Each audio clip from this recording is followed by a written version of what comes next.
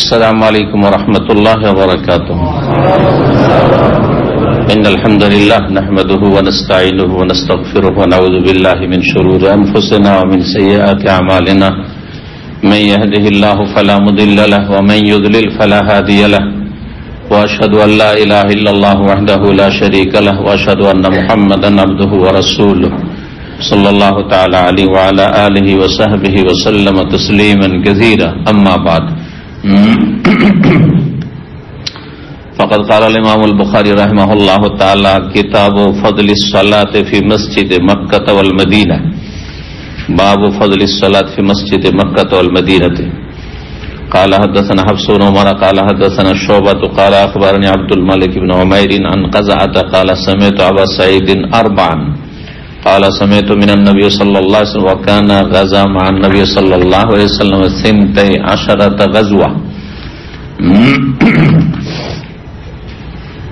সম্মানিত ভাতৃমণ্ডলী, আল্লাহ রাব্বুল আলামিনের প্রশংসা এবং প্রিয় নবী সাল্লাল্লাহু আলাইহি সাল্লামের উপর সালাত ও সালামের পর আজ আমাদের ধারাবাহিক আলোচনা সহিহুল বুখারী থেকে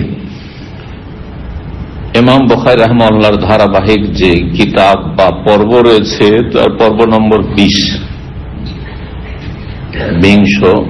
পর্ব, এবং বিষয়বস্তু হচ্ছে কিতাব ফাজলে সালাত ফি মসজিদে মক্কা ওয়াল মদিনা। মক্কা আল মুকাররমা এবং মদিনা মুনাওয়ারার মসজিদের ফজিলত বা মক্কাতুল মুকাররমা এবং মদিনা মুনাওয়ারায় যে মসজিদ রয়েছে অর্থাৎ মসজিদে হারাম আর আল মসজিদ নববী, নবী সাল্লাল্লাহু আলাইহি ওয়াসাল্লামের তৈরিকৃত মসজিদ, এই দুই মসজিদে সালাত আদায়ের ফজিলত এ সম্পর্কে এই পর্ব। একটি পর্বে ইনশাআল্লাহ তাআলা শেষ হয়ে যাবে, মাত্র কয়েকটি হাদিস এবং অধ্যায় রয়েছে।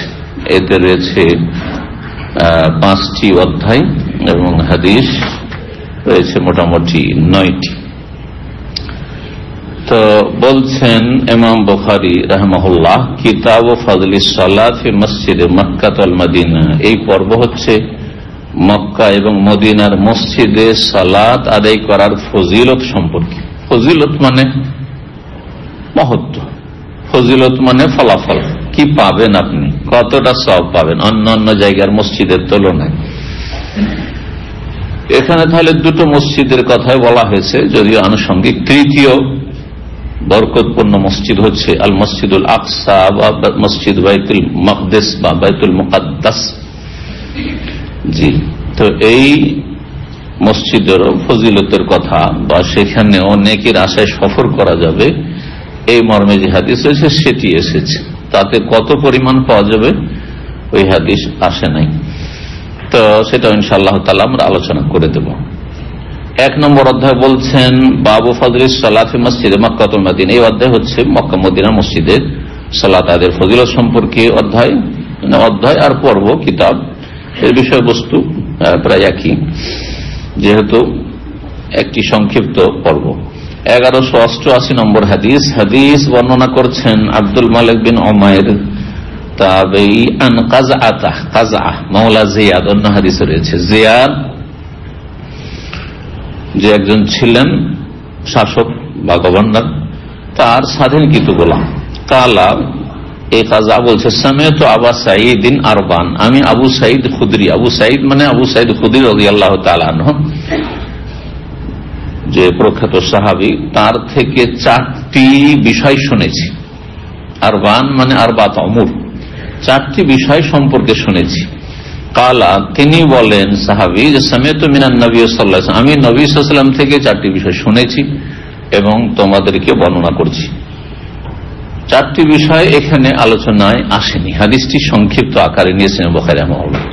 কিন্তু এই পর্বের শেষ হাদিস, এটি ছিল 1188 আর এটি হচ্ছে 1197, তাতে পুরো 4টি বিষয় বিস্তারিত এসেছে। সুতরাং এখানে বারবার উল্লেখ করে এই অল্প সময়ের ভিতরে আমরা সময় নষ্ট না করে আমরা সেখানে একবারে আলোচনা করে দেব। শুধু জানিয়ে দিলাম যে 1188 সংক্ষিপ্ত হাদিসের বিশদ আলোচনা বা বিস্তারিত হাদিস 1197 নম্বর আর অধ্যায় নম্বর 6 এই পর্বে। তবে আবু সাইদ খুদরি রাদিয়াল্লাহু তাআলা আনহুকে হতে পারে অনেক তাবেঈরা, সবাই তো আর জানবেন না, সকল স্তরের মানুষ জি একই রকম নাই। তো তিনি তার ফজিলত, তার ইসলামে যে মর্যাদা বর্ণনা করার জন্য বলছেন, ওয়াকানা গাজা মা নবী সাল্লাল্লাহু আলাইহি ওয়াসাল্লাম, এই আবু সাইদ খুদরি রাদিয়াল্লাহু তাআলা আনহু বিশিষ্ট সাহাবী, নবী সাল্লাল্লাহু আলাইহি ওয়াসাল্লামের সাথে যুদ্ধ করেছেন আল্লাহর কালিমা লা ইলাহা ইল্লাল্লাহকে, তাওহীদের কালিমাকে উঁচা করার জন্য। কতটি যুদ্ধ? সিনতাই আশারাতা গাজওয়া, 12টি যুদ্ধ। যেমন তেমন সাহাবী না যে একটা দুটা যুদ্ধে শরীক হয়েছেন অথবা হননি। অনেক সাহাবায়ে কেরাম আছেন মক্কা বিজয়ের পর ইসলাম গ্রহণ করেছেন, হয়তো হুনাইনে শরীক হয়েছেন, বা অনেকে আছেন যে কোন জিহাদে শরীক হন, একবারে শেষ দিকে ইসলাম গ্রহণ করেছেন। কিন্তু আবু সাইদ খুদরি যুবক সাহাবী ছিলেন, আর যৌবন কাল থেকে ইসলামের খেদমতে নিয়োজিত করেছিলেন নিজেকে। 12টি যুদ্ধে রাসূলুল্লাহ সাল্লাল্লাহু আলাইহি ওয়াসাল্লামের সাথে তিনি অংশগ্রহণ করেছেন। 1189 নম্বর হাদিস। যে 4টি বিষয় আবু সাইদ খুদরি রাদিয়াল্লাহু তাআলা বর্ণনা করেছেন, তার একটি হচ্ছে এই হাদিসে রয়েছে, বর্ণনাকারী সাহাবী আবু সাইদের জায়গায় আবু হুরায়রা রাদিয়াল্লাহু তাআলা।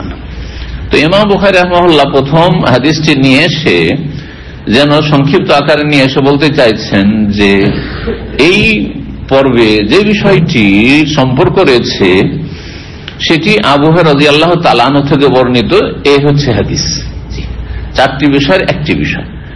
দেখুন সেটি কি, 1189 নম্বর হাদিস। হাদিস বর্ণনা করছেন সাহাবী আবু হুরায়রা রাদিয়াল্লাহু তাআলা আনহু, যিনি সবচেয়ে বেশি হাদিস বর্ণনা করেছেন নবী সাল্লাল্লাহু আলাইহি ওয়াসাল্লাম থেকে, 5000 এর বেশি।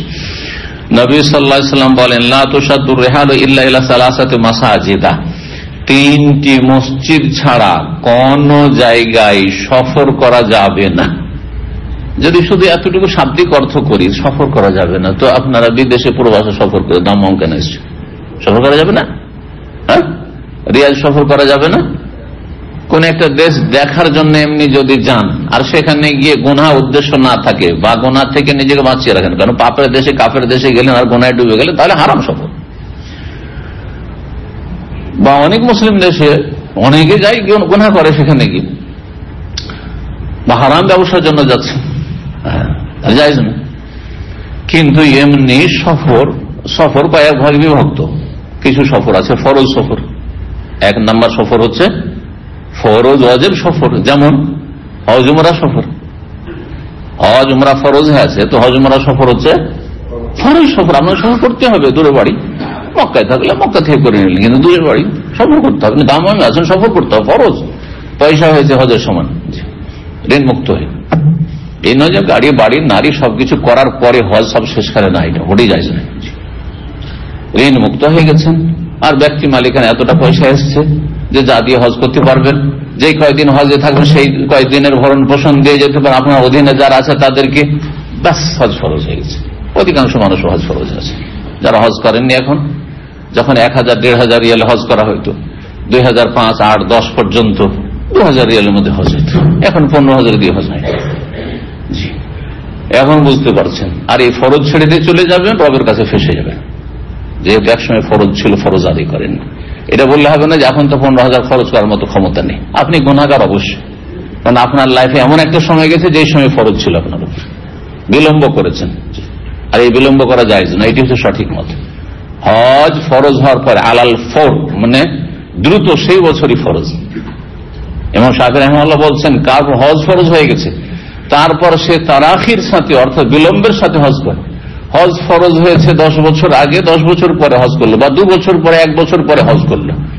অধিকাংশ হাজির আমাদের শরীরে হজ ফরজ হয়েছে 30 বছর বয়সে, ও 70-75 বুড়ো, চলতে পারছে না, দুনিয়ার সমস্ত পাপ করা হয়ে গেছে, এখন আর কি করবে, কবরে তো 1 পা চলে গেছে, তখন হজের জন্য তৈরি হয়েছে। গুনাহগার, যদিও ফরজ আদায় নসিবে হয়, হ্যাঁ নসিবে না হয় তো ফেসে যাবে। ইসলামের একটি গুরুত্বপূর্ণ রুকন ছেড়ে চলে গেল আল্লাহর কাছে। কবর আযাব, জাহান্নামের আযাব তার জন্য প্রস্তুত আছে, হ্যাঁ, তবে আল্লাহর ইচ্ছাধীন। আল্লাহ রাব্বুল আলামিন সবকিছুর মালিক। কিন্তু কাবিরা গুনার ক্ষেত্রে এবং ইসলামের গুরুত্বপূর্ণ স্তম্ভ কেউ আদায় করল না, তার ক্ষেত্রে জাহান্নামের শাস্তি রয়েছে, জাহান্নাম থেকে বঞ্চিত হওয়ার শাসানি রয়েছে, আর কঠিন শাস্তির কথা দুনিয়া আখিরাতে রয়েছে। আল্লাহ হেদায়েত দান করুন সবাইকে। তো বলছেন যে লা তুসাদ্দুর রিহাল, হ্যাঁ কথাটি শেষ করি। এক ধরনের সফর হচ্ছে ফরজ আজব সফর, দ্বিতীয় সফর হচ্ছে সুন্নাত মুস্তাহাব সফর। সুন্নাত মুস্তাহাব সফর যেমন আপনি মদিনা যাবেন মসজিদে নববীতে সালাত আদায়ের জন্য, সুন্নাত, ওয়াজিব ফরজও নাই। আর মুবাহ শুধু জায়েজ নাই, নেকির সফর, নেকির সফরে যাচ্ছেন। তারপরে এমনি অনেক সময় আমরা পারিবারিক সফর করি, শহরে থাকছেন, বসবাস করেন ছেলে মেয়ে নিয়ে, আত্মীয় স্বজনদের সাথে দেখা সাক্ষাৎ করতে যাচ্ছেন, বাপ মায়ের সাথে দেখা করতে যাচ্ছেন, সেটা কখনো ফরজ কখনো সুন্নাত মুস্তাহাব সফর, সবসময় ফরজও নয়, এটা ঘন ঘন ফরজও নয়। কিন্তু যদি দীর্ঘদিন সফর না হয়ে থাকে, বাপ মায়ের সাথে দেখা সাক্ষাৎ করেননি, তারপর আত্মীয় স্বজনদের দেখা সাক্ষাৎ করেননি, তাহলে অনেক সময় ফরজ ওয়াজিব হয়ে যাবে। আশা করি বিষয়গুলো বুঝতে পারছেন। তাহলে ফরজ হয়ে গেল, সুন্নাত মুস্তাহাব হয়ে গেল। তারপরে মুবাহ সফর, মুবাহ মানে জায়েজ সফর, নেকিও নেই গুনাহ নেই। আপনি এমন সফর করছেন, এমনি ব্যবসা বাণিজ্যের জন্য করছেন, আর আপনারও ইহতিসাব নেকির আশা নিয়ে না। অধিকাংশ লোক ব্যবসায়ী যারা মুসলিম সমাজে, তারা নেকির আশাই করেন না, যে আমি হালাল রুজি করব, হারাম থেকে বেঁচে থাকবো, এর মাধ্যমে আল্লাহ সন্তুষ্টি। তাহলে তার এই ব্যবসা হচ্ছে জায়েজ, যদি ব্যবসা জায়েজ হয় তাহলে, আর হারাম ব্যবসা হলে হারাম। কিন্তু কারো যদি এর সাথে নিয়ত সৎ থাকে যে আমি ব্যবসা বাণিজ্য করছি অথবা প্রবাসে এসেছি কিসের জন্য, আমার দায়িত্ব পালনের জন্য, যেহেতু আমার পেটের রুজির ব্যবস্থা করতে হবে, আমার স্ত্রী খেতে দিতে হবে, আমার ছেলে মেয়েকে খেতে দিতে হবে, আমার বাপ মা বিধবা হয়েছে তাদের দেখাশোনা করতে হবে, আমার বেশ কিছু দায়িত্ব রয়েছে, সেগুলো আদায়ের জন্য এসেছি, ইহতিসাব নিয়ত ইন্নামাল আমালু বিন্নিয়াত। তাহলে আপনার প্রবাসে সবাই নেকি পাচ্ছেন, ডেইলি ডিউটি করে নেকি পাচ্ছেন। কিন্তু এই নিয়ত যদি এই মগজের না থাকে, কলবের নিয়ত না থাকে যে নেকির আশাই করছি, প্রবাস আছি নেকির আশায়, কয়জনের নিয়ত আছে আজকে থেকে নিয়ত বদলে দেন, যারা দিন শুনছেন নিয়ত বদলে দেন। তার নিয়ত সংশোধন করা অত্যন্ত গুরুত্বপূর্ণ বিষয়। নিয়তের ঘাটতি ছিল, এখন বুঝতে পারলেন বিষয়টা, নিয়তটাকে একটু কি করলেন, আপনি প্রশস্ত করলেন, শুধু পেটের দায় নয়, হ্যাঁ, আর পরিবারের খাতিরে নয়, বরং আমি আল্লাহ সন্তুষ্টির জন্য, আল্লাহ আমার ফরজ করেছেন এদের ভরণ পোষণ, আমার নিজের রুজি আমাকে করতে হবে এবং আমার অধীনে যারা আছে তাদের গুলি আমার উপর ফরজ। তাহলে নাকি ইহতিসাব নেকির জন্য করছেন আপনি, এটাও নাকি সফর হয়ে যাবে। তাহলে আর না হলে মুবাহ সফর, মুবাহ সফর যেমন কেউ বিনোদনের জন্য একটু যাচ্ছে, ছুটি হয়েছে, বাচ্চাদেরকে নিয়ে একটু ঘুরতে যাচ্ছে, এখান থেকে ঠান্ডা এলাকা তায়েফে যাচ্ছে, তো আবহাওয়া যাচ্ছে, আল-বাহা যাচ্ছে না, হ্যাঁ। কাফের দেশের কথা বলবো না, কাফের দেশে ঘুরতে গেলে পাপের সম্মুখ সম্ভাবনা, ইল্লা মাশাআল্লাহ, বড়ই দিনদার, কঠিন, শক্ত মজবুত, গিয়ে মসজিদের আশেপাশে আশ্রয় দিল, আর এদিক সেদিক, তারপরে চোখের জেনা যে কত হচ্ছে, সেখানে নোংরামির শেষ নেই। এই জন্য ওইসব উদাহরণ এখানে চলবে না, যে আপনি যাবেন থাইল্যান্ড ঘুরতে আর সিঙ্গাপুর ঘুরতে, পয়সা আছে সেই জন্য, আর যাবেন ইউরোপ আমেরিকা ঘুরতে, হ্যাঁ, বিনোদনের জন্য ছেলে মেয়ে নিয়ে, না না, এগুলো এর মতো পড়ে না। জি। আর একটা সফর নাকি সফর, দাওয়াতি সফর, দিনের দাওয়াত, দিনের আলেম, হ্যাঁ, শেখ, আর ওরা অনেক শেখরা ভারতে যাচ্ছেন, বাংলাদেশে যাচ্ছেন, বিভিন্ন দেশে, মুসলিম দেশেও যাচ্ছেন, বিভিন্ন দেশে যাচ্ছেন, কিসের জন্য, দাওয়াইল আল্লাহর কাজে। তাহলে নাকি সফর, কখনো ফরজে কিফায়া, কখনো মুস্তাহাব সুন্নাত। ফরজে আইন হয়তো নাই, কারণ একজন তিনি শুধু পৃথিবীতে আলেম না, বহু আলেম আছে, সুতরাং কেউ একজন গেলেই হয়, আমাকে যেতে হবে জরুরি নেই। কেউ না থাকলে তখন, কেউ না করলে তখন গুনাহগার হবে। ফরজে কিফায়া আছে। যাই সফর, তাহলে ঘুরতে গেলেন, ধরেন চলেন ছেলে মেয়েদেরকে নিয়ে একটু রিয়াজ দেখিয়ে নিয়ে আসি, রাজধানী দেখিয়ে নিয়ে আসি, হ্যাঁ, গ্রামের বাড়ি চলে একটু ঢাকা ঘুরিয়ে নিয়ে আসি, হ্যাঁ, এগুলো জায়েজ সফর, এখানে কোনো গুনাহ করলেন না। রিয়াজ থেকে অনেকে সাগর দেখার জন্য, বাহরাইন ব্রিজ দেখার জন্য দামাম আসে, ঠিক না, এগুলো হচ্ছে মুবাহ জায়েজ সফর, যদি সেই সফরে গুনাহ না করেন তাহলে। আর যতটা গুনাহ করবেন গুনাহতে শামিল হবে না, আর গুনাহ করলেন না, কি করলেন না, আপনার জায়েজ সফর, নেকিও নেই, গুনাহ নেই, বোঝাও নেই, আর কোনো নেকিও নেই আমল নামাতে।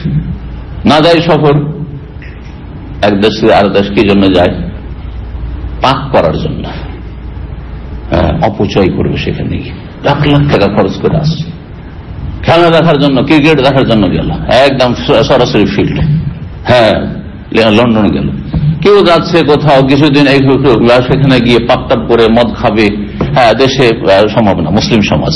হ্যাঁ, বাংলাদেশে অনেকে চিনে নেবে। একসময় সিনেমা হল ছিল, তখন লাইন দিত, সবাই দিতে পারতো না। যারা সিনেমা দেখে তারা কাছে লাইন দিত না, লজ্জা করত। তখন চলে যেত কি এলাকা থেকে চলে যেত দূরে, কে চিনে তখন? এটা লোক যখন রাজশাহী থেকে রংপুর থেকে যখন ঢাকা চলে আসবে কেউ কাউকে চিনে না, তখন দাঁড়িয়ে নিয়ে ঢুকছে।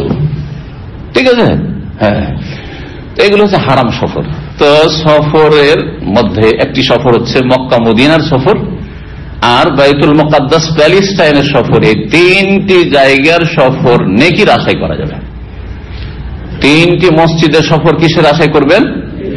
নেকির আশায় করা সুন্নাত। আর হজ ফরজ হয়ে থাকে, উমরা ফরজ হয়ে আছে, করেননি এখনো, তাহলে তখন বললো যে মক্কার আল্লাহর ঘর কাবার সফর করা ফরজ। তখন কিন্তু একবার হজ হয়ে গেছে, তাহলে মক্কা বারবার যাওয়া মুস্তাহাব, সুন্নাত সফর, মুস্তাহাব সফর। তবে বাইনাল হজ ওয়াল উমরা, বেশি বেশি তোমরা হজ উমরা হজ করতে থাকো, এতে তোমার দুনিয়া আখিরাতে ফায়দা রয়েছে, যেমন হাদিসে রয়েছে। তো লা তুসাদ্দুর রিহাল, সফর করা যাবে না মানে বেনিয়াতি সওয়াবে, নেকির আশায়। নেকির আশায় সফর করা যাবে না, স্থান কেন্দ্রিক, ব্যক্তি কেন্দ্রিক করা যাবে। বাপ মা আমার আছে সেজন্য সফর করছি, হ্যাঁ, আমার পরিবার আছে সেজন্য সফর করছি, যে কোন জায়গায় হইতে পারে, যে কোন দেশের মানুষ, তাই না কি জন্য। কিন্তু স্থান কেন্দ্রিক তিনটি মসজিদ ছাড়া চতুর্থ কোন জায়গার জন্য সফর করা যায় না। হারাম সফর, বেদাতি সফর, না হয় শিরকি সফর। হয় সে সফর, যদি সফরে গিয়ে শিরক করে তাহলে ওই সফরের নাম হচ্ছে শিরকি সফর। যেমন কেউ বাগদাদ গেল, কিসের জন্য? বাগদাদ শরীফে বড় পীর আব্দুল কাদের জিলানীর, তাদের ভাষায় মাজার শরীফ রয়েছে, গৌসুল আজমের সামনে হাজিরা দিতে গেল, তাহলে শিরকি সফর, কুফরি সফর, ইমান ইসলাম ভঙ্গ করে আসে। বাংলাদেশ থেকে অনেকে আজমেরে আসে, ভারতের রাজস্থান যেখানে সিংহভাগ হিন্দু বসবাস করে সেখানে আসে, আর হিন্দুদের মাঝে আর মাজারে সিজদার মাঝে কোনো পার্থক্য নেই। বরং জন্মগত যারা কাফের তাদের চাইতে নিকৃষ্ট যে ব্যক্তি জন্মসূত্রে মুসলিম কিন্তু মুরতাদ হয়ে গেল, মাজারে সিজদা করে সে মুরতাদ হয়ে গেল, অথবা নাস্তিক, আল্লাহকে অস্বীকার, মুরতাদ হয়ে গেল, সে আরো নিকৃষ্ট। জি, তাহলে যারা মাজার কেন্দ্রিক সফর করে যেটা শিরকি সফর, সেই মাজারে যদি আশা রাখে যে সেখানে গেলে কিছু পাবো, আর অধিকাংশ লোকের এই নিয়তি থাকে সেজন্য যায়। কিন্তু কেউ যদি যায় মাজারে সেখানে কিছু পাবো না, তবে যাচ্ছি আমি কবর জিয়ারত করতে, কবর জিয়ারত করতে যাওয়া নিজের আত্মীয় স্বজন ছাড়া, বাপ মার ছাড়া আপনি অন্য কারো কবর জিয়ারত করে সফর করে যাবেন, এটা বেদাতি সফর। ভালো করে শুনে রাখেন, আমি কিছু চাইতে যাই না, আসলে সিলেটে যাচ্ছি শাহজালাল মাজারে, এটা কবর জিয়ারতের জন্য। কবর জিয়ারত, পাকা কবর জিয়ারত করলে আখিরাত স্মরণ আসবে, যেখানে ধর্ম ব্যবসা, কোটি কোটি টাকার ব্যবসা চলছে না, আপনার ভাঙাচোরা যেগুলো ধসে গেছে, বসে গেছে, বন জঙ্গল লেগেছে, গ্রামের কবর, আত্মীয় স্বজন, সেগুলো দেখলে আখিরাত স্মরণ আসবে, যে আমারও কবর অবস্থা এরকম হবে, চিন্তা করুন তো দেখি। তাহলে আশা করি বুঝতে পারলেন যে এই হাদিসের অর্থ হচ্ছে লা তুসাদ্দুর রিহালু, সফর করা যাবে না স্থান কেন্দ্রিক নেকির আশায়, ইল্লা ইলা সালাসাতি মাসাজিদ, তিন মসজিদ ছাড়া। যদি স্থানকে কেন্দ্র করে সফর করেন তাহলে নেকির আশা নিয়ে, নেকির আশা নিয়ে, তাহলে তিনটি মসজিদ শুধু। এমনকি রিয়াজের বড় জামে মসজিদ দিরাতে বিশাল মসজিদ রয়েছে, তাই দেখতে যাচ্ছেন। আর কিসের জন্য যাচ্ছেন? শুধু দেখতেন না, নেকির আশা, ওখানে 2 রাকাত নামাজ পড়ে আসবো, বেদাতি সফর। আর কি চান উদাহরণ? গ্রাম অঞ্চলে বাড়ি, শুনেছি বাইতুল মোকাররম, বাইতুল মোকাররম, যাই একটু বাইতুল মোকাররমে 2 রাকাত নামাজ পড়ে আসি, বেদাতি সফর। আপনার স্থান কেন্দ্রিক কোন সফর চলবে না। দিল্লি জামা মসজিদ শুনেছি, সে মোগল আমলে তৈরি হয়েছে, মোগল রাজা বাদশারা তৈরি করেছে, যাই একটু সেখানে নামাজ পড়ার জন্য যাচ্ছি, বেদাতি সফর। ইল্লা ইলা সালাসাতি মাসাজিদ, নবী সাল্লাল্লাহু আলাইহি ওয়াসাল্লাম সীমিত করে 3টি মসজিদ ছাড়া কোথাও সফর করা যাবে স্থানকে কেন্দ্র করে। আশা করি বিষয়টি ভালোভাবে ক্লিয়ার হয়েছে। আল্লাহ বুঝার তৌফিক দান করুন, আমলের তৌফিক দান করুন। স্থান কেন্দ্রিক কেন বললাম? ব্যক্তি কেন্দ্রিক সফর হইতে পারে। কোন শাইখের কাছে ইলম শেখার জন্য যাচ্ছে, কোন ইউনিভার্সিটি, মোদী ইউনিভার্সিটিতে আমরা এসে 4 বছর লেখাপড়া করেছি, হ্যাঁ, যদিও মদিনা মসজিদ নববীর নিয়ত সেখানে ইনক্লুড, শামিল কিন্তু হ্যাঁ, অনেকে আসছেন ধরেন দামামা এখানে লেখাপড়া করার জন্য আসছেন, অথবা রিয়াজ ইউনিভার্সিটি লেখাপড়ার জন্য, তালাবুল ইলমের জন্য এসছেন। হ্যাঁ, সেগুলো অন্য অন্য গরজ হয়ে গেল, কিন্তু স্থানকে কেন্দ্র করে আসে। জি, ওই কোন আলেমকে কেন্দ্র করে এলেম শেখার জন্য, হ্যাঁ, আর না হলে কোনো ব্যক্তিকে কেন্দ্র করে তার সাথে দেখা সাক্ষাৎ আত্মীয়তা আছে, সেজন্য সিলাতুল আরহামের জন্য যাচ্ছে, আমার ভাই আছে, আমার বোন অমুক জায়গা আছে, সেজন্য যাচ্ছে। স্থান কোন গুরুত্ব রাখে না আপনার কাছে। তিনটি মসজিদ কি? আল মসজিদুল হারাম, মসজিদে হারাম। মসজিদে হারাম বলতে শুধু যতটুকু জায়গায় সালাত হচ্ছে, মসজিদে হারাম মানে কাবা ঘর, আর কাবা ঘরের চারপাশে, চত্বরের ভিতরে, বাইরে, আর বিল্ডিং এর বাইরে যতদূর পর্যন্ত খোলা ময়দান আছে সালাত হচ্ছে, এতটুকু সীমিত ওই জামাত, নাকি হুদুদে হারাম, হারামের পুরো এরিয়া? এই ক্ষেত্রে দুটো মত রয়েছে। একদল বলছেন না, মসজিদে হারাম মানে ওই মসজিদটাই, ওই মসজিদের জামাতে যদি পড়েন তাহলে আপনার এই ফজিলত 1 লক্ষের ফজিলত হাসিল হবে। 1 রাকাত সমান অন্য জায়গার 1 লক্ষ রাকাত, স্পষ্ট হাদিস আসছে, মিয়াত আলফে সালাহ। আর একটি মত হচ্ছে যেটি বেশি শক্তিশালী এবং তার 10টি দলিল ওলামারা পেশ করেছেন। ইমাম ইবনুল কাইয়িম রাহিমাহুল্লাহ, শাইখ ইবনে বাজ রাহিমাহুল্লাহ, অনেক ওলামারা এটাকে প্রাধান্য দিয়েছে। এটা হচ্ছে মসজিদে হারাম, মক্কার মসজিদ বলতে হুদুদে হারামের এলাকা, হারামের এলাকা। এর বেশ কিছু দলিলের মধ্যে একটি কোরআনে কারীমের দলিল, সূরা বনী ইসরাইলের সূরাতুল ইসরার যে মেরাজ নৈশ ভ্রমণের ঘটনা, প্রথম যে সূরা ইসরার আয়াত, সুবহানাল্লাযী আসরা বিআবদিহি লাইলাম মিনাল মাসজিদিল হারামে ইলাল মাসজিদিল আকসা, পাক সেই সত্তা, সুবহানাল্লাহ, তাসবিহ করছি সেই সত্তার, আল্লাযী আসরা বিআবদি, যিনি তার বান্দাকে নৈশ ভ্রমণ করিয়েছেন, রাতারাতি সফর করিয়েছেন, লাইলান মিনাল মাসজিদিল, মসজিদে হারাম থেকে মসজিদ আকসা পর্যন্ত। মসজিদ হারাম থেকে কোথায় বললেন আল্লাহ কি মসজিদে হারাম, কিন্তু সেই রাতে নবী সাল্লাল্লাহু আলাইহি ওয়াসাল্লাম কোথায় শুয়েছিলেন? উম্মে হানির বাড়িতে ঘুমিয়েছিলেন, চাচাতো বোনের বাড়িতে, নিজের বাড়ি নেই, নিজের না, মেরাজ তো হয়েছে মক্কায়, এর বাড়ি তো সেই দিন ছিলেন বোনের বাড়িতে, মসজিদ এই হতে হিজরতের আগে।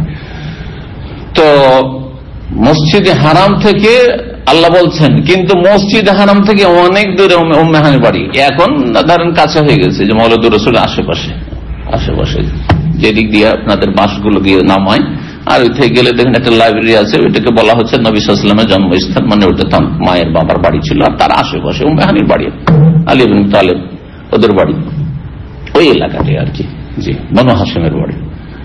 তো সেটা মসজিদ হারাম থেকে অনেক দূরে, এমনকি আজকে 50 বছর আগে সাফা মারওয়া আপনার মসজিদ হারাম থেকে বাইরে একবারে অনেক দূরে মনে হইত। এখন সাফা মারওয়াকে কেউ বলবে না যে বাইরে, তো তারপরে তো মসজিদ, সাফা মারওয়াতে সালাত হচ্ছে, তার পিছনে হচ্ছে, কত দূর পর্যন্ত সেদিক হচ্ছে না, মসজিদ হারামে শামিল হয়ে গেছে। তো উম্মে হানির বাড়ি থেকে গেছেন, অথচ আল্লাহ কি বলছেন? মসজিদে হারাম থেকে সফর, হ্যাঁ, আল্লাহ করিয়েছেন মসজিদ আকসা পর্যন্ত। তাহলে বোঝা গেল যে মসজিদ হারাম মানে হুদুদে হারাম।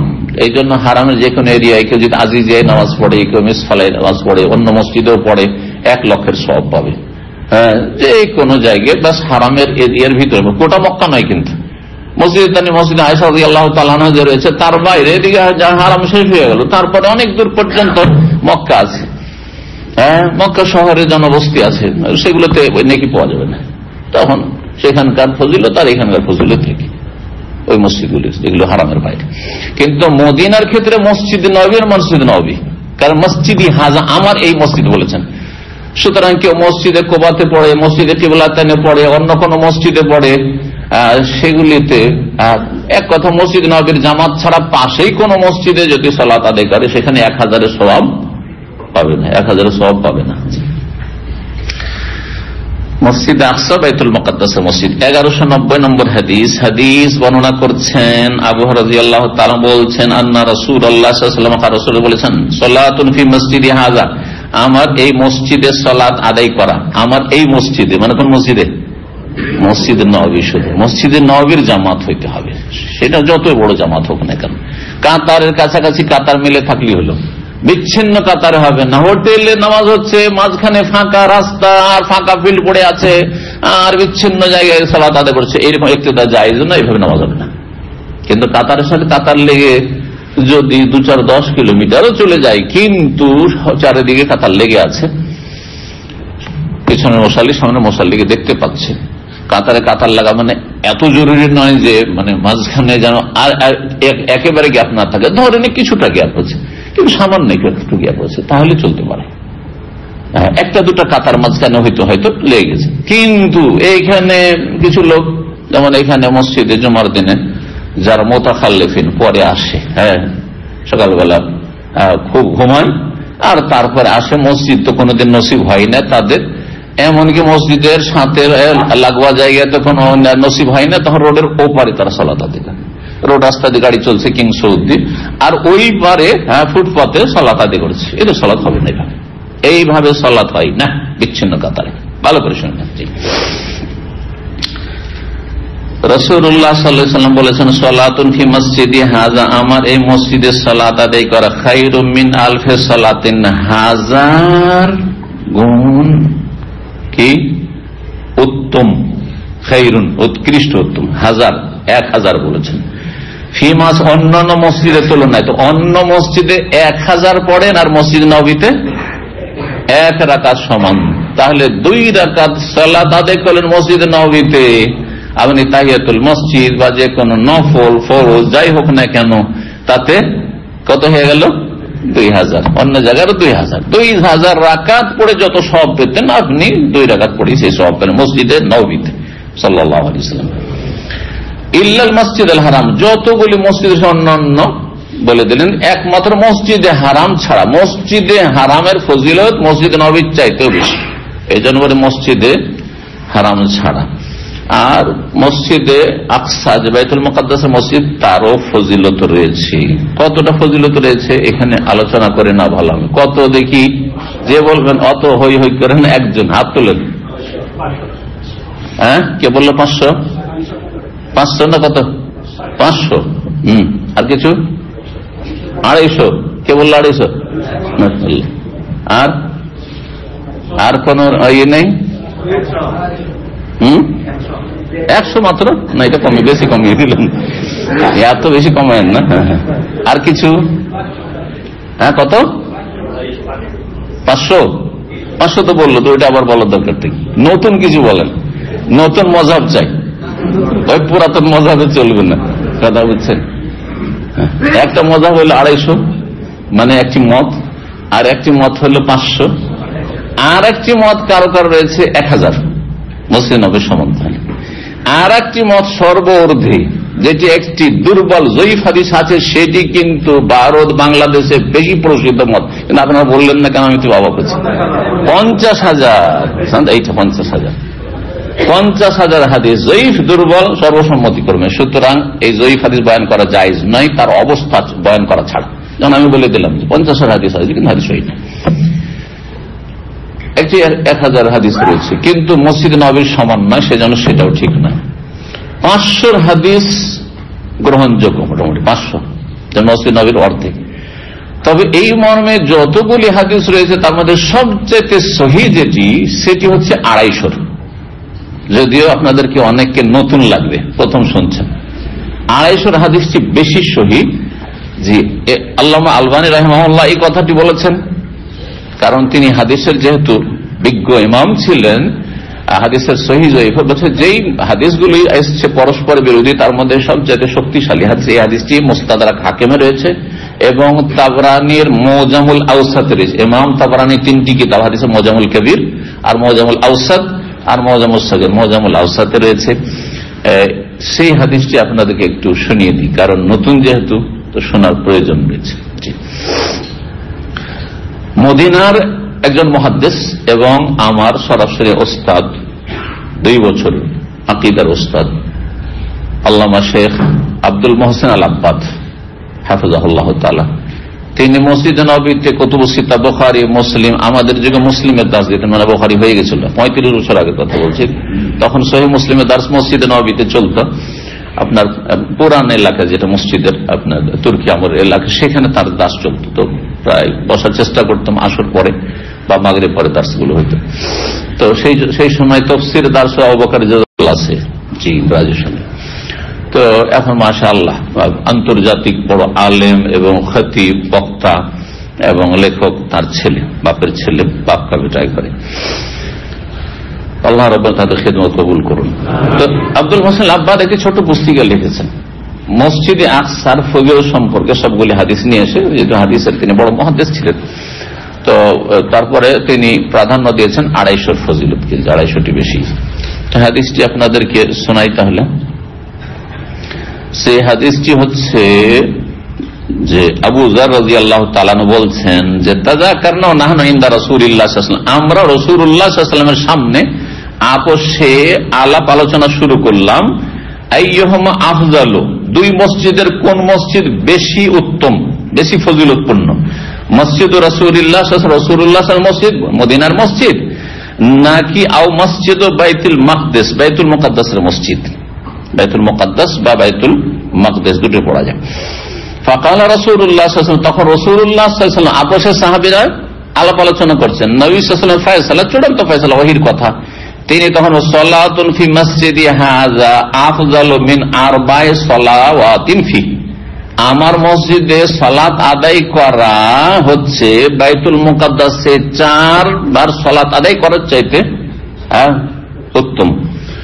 আফযালু মিন আরবা'i সালাতিন ফি, 4 বার সালাত আদায় করার চাইতে উত্তম, মানে 4 গুণ বেশি ফজিলত। তো মসজিদ নববীর ফজিলত সহিহ বুখারী হাদিস দ্বারা প্রমাণিত হল 1000, আর 4 গুণ যখন বেশি মসজিদ নববী, তাহলে 4 ভাগের 1 ভাগ হচ্ছে কত? 250। এই হাদিসটি মুস্তাদরাক হাকিমে রয়েছে, আর তার এই হাদিসটির আপনার রেফারেন্স হচ্ছে ইমাম তাবরানী আর মুস্তাদরাক হাকিমে রয়েছে। আল্লামা আলবানী রাহিমাহুল্লাহ সহিহ হাদিস সিরিজের 6ষ্ঠ খণ্ড 954 পৃষ্ঠা রয়েছে। জি, এই হাদিসটি আল্লাহ তাআলা আলাম। 500 যদি কেউ বলে তাহলে বলার রয়েছে, এ মর্মে হাদিস রয়েছে, কিন্তু তার বেশির হাদিসগুলি সহিহ নয়, আর তার চেয়ে শক্তিশালী 250। রহমতুল্লাহ আছে, আল্লাহর রহমত প্রশস্ত। আল্লাহ 250 জায়গায় যদি কাউকে 500 দেয় তো আলহামদুলিল্লাহ, তাই না? তো 500 হইতে পারে অথবা 250 হইতে পারে। এগুলি হচ্ছে ওলামাদের তাহকিক, গবেষণা। 2 নম্বর অধ্যায় হচ্ছে বাবু মসজিদে কুবা। এই অধ্যায় হচ্ছে মসজিদে কুবা সম্পর্কে, মসজিদে কুবার ফজিলত সম্পর্কে, মসজিদে কুবায় সালাত আদায় করার ফজিলত সম্পর্কে। 1191 নম্বর হাদিস বর্ণনা করছেন ইবনে উমর রাদিয়াল্লাহু তাআলা আনহু, বলছেন কানা লা ইউসাল্লি মিনাদ দুহা ইল্লা ফি ইয়াওমাইনি। ইবনে উমর রাদিয়াল্লাহু তাআলা আনহুমা নবী সাল্লাল্লাহু আলাইহি ওয়াসাল্লামের সুন্নতের অত্যন্ত পাবন ছিলেন। তিনি চাষের সালাত পড়তেন না নিয়মিত, একমাত্র 2 দিন পড়তেন, 2 দিন পড়তেন। একদিন ইয়ম ইয়াকদামু মক্কা, যেদিন মক্কায় পৌঁছিতেন, পদার্পণ করতেন মদিনা থেকে এসে, সেই দিন পড়তেন। কারণ নবী সাল্লাল্লাহু আলাইহি ওয়াসাল্লাম মক্কা পৌঁছেছেন, আর মক্কা বিজয়ের দিন সকালবেলা যেহেতু সালাতুদ দুহা পড়েছেন, দেখেন কেমন সুন্নতে পাবন্দি করতেন। যেহেতু তার জানা ছিল যে নবী সাল্লাল্লাহু আলাইহি ওয়াসাল্লাম তিনি যতটা জানতেন, কিন্তু অন্যরা বেশি বর্ণনা করেছেন। তো তিনি এই জন্য যেদিন মক্কা পৌঁছিতেন, নবী সাল্লাল্লাহু যেহেতু পড়েছেন আমি পড়ব। আর কি করতেন? ফাইন্নাহু কানা ইয়াকদামু হাব, তিনি মক্কা পদার্পণ করতেন দোহান সকালবেলা, ফায়াতুহু বিল বাইত, বাইতুল্লাহ তাওয়াফ করতেন, সুম্মা ইউসাল্লি রাকাতাইন, তারপর 2 রাকাত সালাত আদায় করতেন, খালফাল মাকাম, মাকামের পেছনে, যেটি আপনার তাওয়াফের সাথে সম্পর্কিত। ইয়াউমা ইয়াতি মসজিদে কুবা, আর যেই দিন তিনি মসজিদে কুবায় আসতেন সালাত আদায় করতেন। ফাইন্নাহু কানা ইয়াতি কুল্লা সাবতিন, আব্দুল্লাহ বিন উমর রাদিয়াল্লাহু প্রতি শনিবারে মসজিদে কুবা যেতেন, প্রতি শনিবারে মসজিদে কুবা যেতেন। আমরা মদিনায় যখন ছাত্র ছিলাম তখন আমরা চেষ্টা করতাম এই হাদিসের আমল করা, শনিবারের দিন বিশেষ করে। তখন শনিবারে কিন্তু ক্লাস হইত, এই কয়েক বছর থেকে শনিবারটা ছুটি হয়েছে, তার আগে বৃহস্পতি শুক্রবার আপনার এই ছিল, ছুটি ছিল। তো শনিবারে নবী সাল্লাল্লাহু আলাইহি ওয়াসাল্লাম যেহেতু যেতেন, আব্দুল্লাহ বিন উমর ওই সুন্নাতের আমল করতেন, আমাদের ছেলেরাও বেশিরভাগ যেহেতু এই হাদিসের আমল করে শনিবারের দিন। আর নবী সাল্লাল্লাহু আলাইহি ওয়াসাল্লাম বেশিরভাগ পায়ে হেঁটে, কখনো কখনো শহর হয়ে গেছেন, কিন্তু শনিবারের দিন পায়ে হেঁটে যেতেন। এই জন্য কেউ যদি পায়ে হেঁটে মসজিদ নববী থেকে যেতে পারে, বা হোটেল থেকে, মসজিদ নববীর আশেপাশে হোটেল, যেখানে হোটেল আছে, হোটেল থেকে, এতে বেশি সওয়াব, বেশি সওয়াব। পায়ে হাঁটার সুন্নাত আমল করুন। আর উযু অবস্থায় যেতে হবে, ওই ফজিলত হাসিলের জন্য কি করতে হবে? হাদিসে মান তাতাহহারা ফি বাইতি, যেই ব্যক্তি নিজের বাড়িতে পবিত্রতার যে ওযু করলো, তা আপনার বাড়িতে ওখানে হোটেল আছে, ওইটাই বাড়ি, ওইটাই বাসা থেকে। জি, মসজিদ নববীতে আছেন, মসজিদ নববীতে আছেন, হয়তো অনেকে যাচ্ছেন ওমরাও এক বেলার জন্য, সকালে গেলেন আর জোহর পর চলে আসবেন, ঠিক না? তাহলে আপনি হোটেলই অনেকে নেন না, তো কি করবেন? আপনার ওইখানে বাসস্থান যারা মসজিদ নববী, তাহলে মসজিদের আশেপাশে যে বাথরুম আছে ওখানে উযু করলেন, আর উযু করার পরে বা উযু আপনি হেঁটে করতে, আর যদি এতেও যান, বাহনে যান, সেটিও আপনার নবী সাল্লাল্লাহু আলাইহি ওয়াসাল্লাম থেকে প্রমাণিত। কখনো কখনো গিয়েছেন। আজকাল একটি ফুটপাথ সুন্দর করে দিয়েছে মসজিদ নববীতে, কিবলার দিকে সোজা যাবেন, একটা কি করা হয়েছে, পায়ে হাঁটার রাস্তায় আলাদা করে দেওয়া হয়েছে, একবারে সোজা, যেটা আমাদের যুগে ছিল না, গাড়ি চলছে ওর সাইড দিয়ে আমাদের হেঁটে হেঁটে যেতে হইতো ওই সময়। কিন্তু এখন তো মাশাআল্লাহ ফুটপাথ করে দেওয়া হয়েছে, সেটা দিয়ে মহিলা পুরুষ যারা হেঁটে যাচ্ছে। তো ইবনে ওমর রাদিয়াল্লাহু তাআলা মসজিদে কুবা যেদিন আসতেন, কে ফাইন্নাহু কানা ইয়াতিকুল্লাহ, শনিবার আসে, ফাইজা দাখাল মসজিদা, যখন মসজিদে কুবা প্রবেশ করতেন, কারিহা আন ইয়াখরুজা মিনহু, সেখান থেকে বেরিয়ে যাবেন বিনা সালাতে, এটা পছন্দ করতেন না, হাত্তা ইউসাল্লি ফিহি, যতক্ষণ পর্যন্ত সেখানে সালাত না আদায় করে নেন।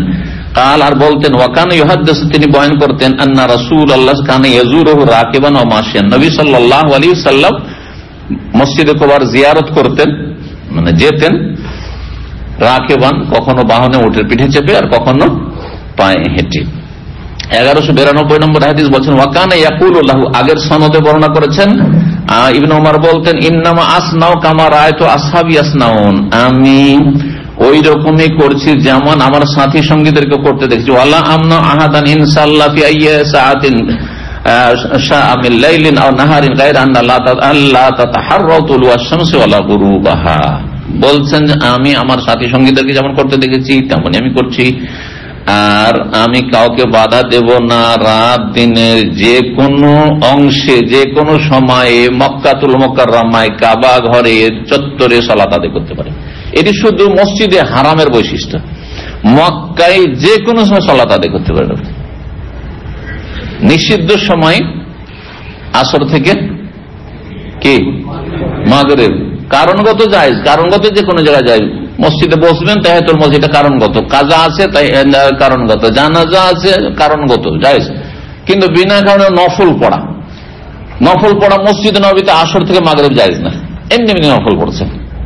হ্যাঁ, ফজর পরে সূর্য ওঠা পর্যন্ত মসজিদে নববীতে বসে আছেন, ভাবছেন যে নফল পড়বে, এটা জায়েজ নাই, কিন্তু মসজিদে হারামে জায়েজ, মসজিদে হারামে জায়েজ। নবী সাল্লাল্লাহু আলাইহি ওয়াসাল্লাম আরেকটি হাদিস রয়েছে, ইয়া বানি আব্দে মানাফ, হে আব্দে মানাফের বংশধর, নবী সাল্লাল্লাহু আলাইহি ওয়াসাল্লামের পূর্বপুরুষকে আব্দে মানাফ, হ্যাঁ, হাশেমের বাবার নাম কি ছিল?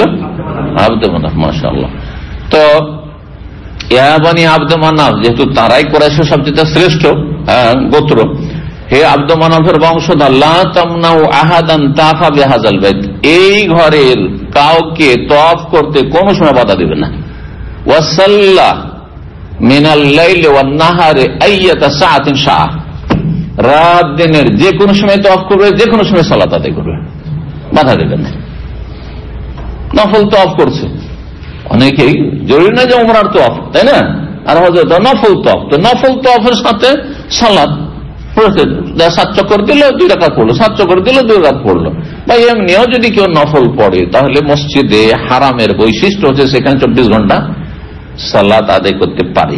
তবে ঠিক সূর্য উঠছে, সূর্য ডুবছে এবং মাথার উপর সূর্য, এই সময়টি সীমিত, অল্প সময়ের মুহূর্ত, এই সময়টাই তোমরা পড়িও না। এর আগে আলোচনায় বলেছিলাম যে কয়টি সময় রয়েছে যে সময়গুলি নিষিদ্ধ সময় সালাতের, 5টির মধ্যে 2টো নিষেধাজ্ঞা, 2টো সময় নিষেধাজ্ঞা হালকা, আর 3টি সময় নিষেধাজ্ঞা হচ্ছে শক্ত, কঠিন। ঠিক সূর্য উঠছে, ঠিক সূর্য মাথার ওপর, ঠিক সূর্য ডুবছে, এই 3টি সময় শক্তভাবে নিষেধ রয়েছে। অল্প সময়, তুমি এই সময় কেন শুরু করবে সালাত? সূর্য ডুবছে, সূর্য উঠছে, এই সময় থেমে যাও একটু। আর আসর থেকে মাগরিব 2.5 ঘন্টা, অনেক সময় তারও বেশি। সুন্নতে আসর যদি পড়েন তো আজকাল 3টায় ধরেন আসর হয়ে যায়, 3টার আগে, 3টা থেকে নিয়ে আপনার 5:30 ধরেন, 2.5 ঘন্টার উপরে, বড়দিন আরো লম্বা হয়ে যাবে না, 3.5 ঘন্টা বা তারও বেশি। এইরকমই 6:30 বেলা ডুববে এখানে, 6:35, 37। আর এরকম ফজর পরে প্রায় 1 ঘন্টা, ফজর পড়ার পরেও 1 ঘন্টা সময়। তো এই সময়গুলিতে নিষেধাজ্ঞা রয়েছে, কিন্তু কঠিন নিষেধাজ্ঞা ওই রকম নেই, যেমন 3টি সময় রয়েছে। তো এখানে হাদিসে বলছেন যে ওয়ালা আমনা আহাদান, আমি বাধা দেব না কাউকে, ইনশাআল্লাহ যদি সালাত আদায় করে ফি আইয়ি সাআতিন, যে কোনো সময় হোক না কেন, সাজে চাইবে, মিন লাইলিন, আহার রাতে হোক দিনে হোক, গায়রা আল্লাহ তাতাহাররাউ তুলুয়া শামসি ওয়ালা গুরুবাহা, তবে সূর্য উদয় হওয়া আর সূর্য অস্তমিত হওয়ার সময়টিকে কেন্দ্র করে সালাত শুরু করিয়ে দেয়। যে ঠিক সূর্য ডুবছে নামাজ শুরু করে দিলে, ঠিক সূর্য উঠছে আর সালাত শুরু করে, এইরকমটা করিও না। জি, তবে একটু আগে হইলে অসুবিধা নেই, কারণ হাদিসে রয়েছে যে 1 রাকাত কেউ উজু করে শেষ করলেন, কোন সময় এরকম হয়েছে দেরি হয়ে গেছে উঠতে ফজরে, আর দেখছেন 1 রাকাত পড়তে পারবো, 2য় রাকাতের সময় সূর্য উঠে যাবে, তাহলে কি করবেন? শুরু করে দেন, আর 1 রাকাত সূর্য ওঠার সময় পড়ে না। হাদিস স্পষ্ট পেয়েছে। কিন্তু এইরকম সন্ধ্যাবেলা যে কোনো কারণে হোক না কেন, যদি শরীয়তে গ্রহণযোগ্য কারণ না হয় তো গুনাহগার আপনি। আর গ্রহণযোগ্য কারণ, অনিচ্ছাকে ঘুম চলে এসছে, ভুলেই গেছিলেন যে আজকে আসর পড়িনি মনে হয়, পরে যে সময় খেয়াল হচ্ছে উজু করতে করতে দেখছেন যে 4 রাকাতের মধ্যে 1 রাকাত পড়তে পারবো, 3 রাকাতে সূর্য ডুবে যাবে বা সূর্য ডুবার পরে হয়ে যাবে, তাহলে কি করবেন? শুরু করে দিতে হবে। মান আদরাকা রাকাতান মিন সালাতিল আসরি ক্বাবলা আন তাগরুবা শামসু ফাকাদ আদরাকা, হাসে পেয়ে গেল। জি, 3 নম্বর অধ্যায় হচ্ছে বাবু মান আতা মসজিদা কুবা কুল্লা সাবত। এই অধ্যায় হচ্ছে কোন ব্যক্তি যদি প্রতি শনিবারে মসজিদে কুবা আসে তাহলে সেটা কেমন, সেটা বেশি ভালো। কারণ নবী সাল্লাল্লাহু আলাইহি ওয়াসাল্লামের সুন্নতকে জীবিত করলো, সুন্নতের আমল করলো। অন্য দিনও সওয়াবের কাজ, কিন্তু শনিবার করলে তার সাথে অতিরিক্ত। নবী সাল্লাল্লাহু আলাইহি ওয়াসাল্লাম শনিবারে করেছেন, আমিও শনিবার আসবো। 1193 নম্বর হাদিস, আব্দুল্লাহ বিন দিনার তাবি ইবনে ওমর রাদিয়াল্লাহু তাআলা আনহু থেকে বর্ণনা করেছেন, قال كان النبي ياتي مسجد قباء كل سبت। নবী সাল্লাল্লাহু আলাইহি ওয়াসাল্লাম মসজিদে কুবা আসতেন প্রত্যেক শনিবারে, মাশিয়ান ওয়া রাকিবান, কখনো হেঁটে কখনো বাহনে। ওয়াকান আব্দুল্লাহ রাদিয়াল্লাহু আনহু ইয়াফআলু, আব্দুল্লাহ বিন, এখানে যেহেতু আব্দুল্লাহ বিন উমর কথা রয়েছে, তিনি এখানে আব্দুল্লাহ বিন মাসউদ নয়, আব্দুল্লাহ বিন উমর রাদিয়াল্লাহু তাআলা আনহু এমনটাই করতেন নবী সাল্লাল্লাহু আলাইহি ওয়াসাল্লামের অনুসরণে। 4 নম্বর অধ্যায় বাবু ইতিয়ানি মসজিদে কুবা মাশিয়ান। কুবা মুনসারিফ পড়া যায়, কুবা ইন, আবার কুবা আও পড়া যায়, গায়র মুনসারিফ পড়া যায়।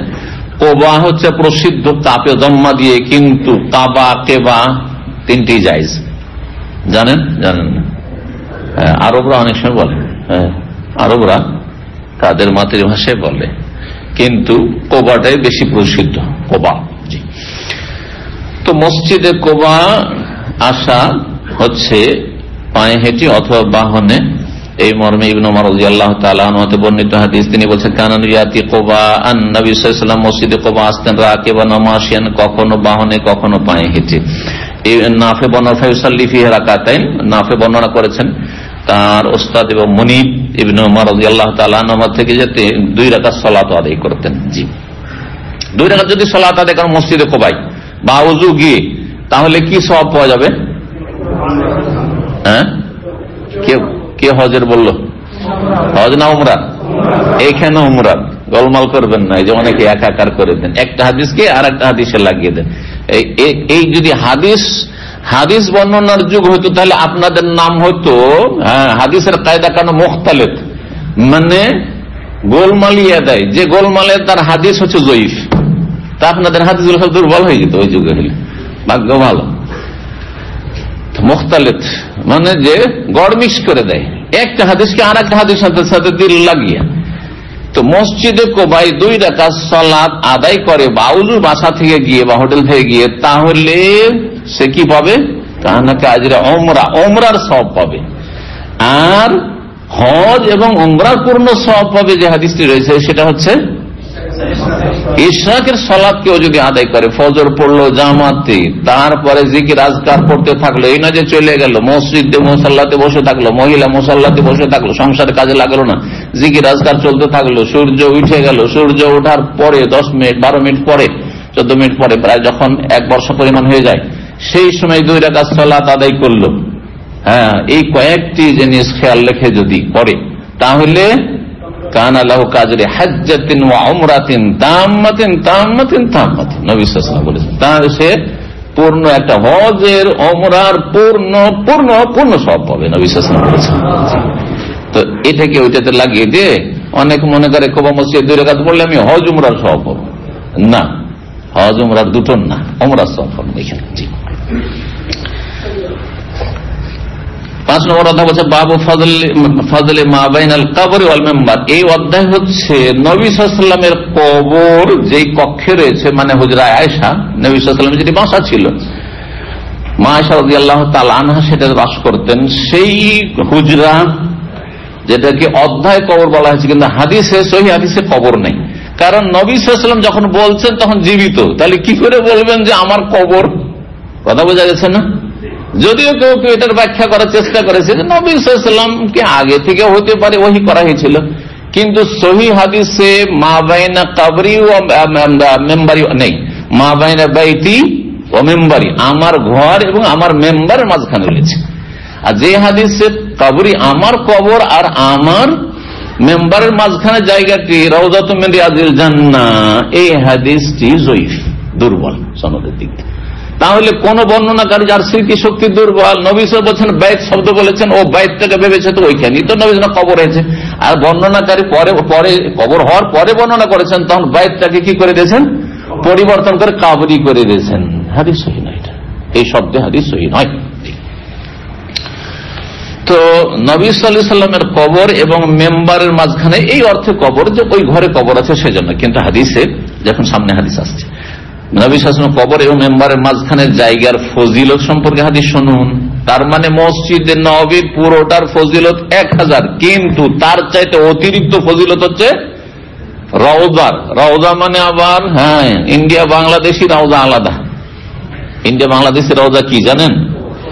রওজা মানে নবীর কবর, আর মাজার মানে পীরদের কবর, যেগুলো পূজা হচ্ছে। আপনার বাপের কবরকে কখনো মাজার বলবেন না, বলবেন? হ্যাঁ, এমনকি আমার কবরকে আপনারা মাজার বলবেন না, যদি আল্লাহ শিরক থেকে হেফাজত করে।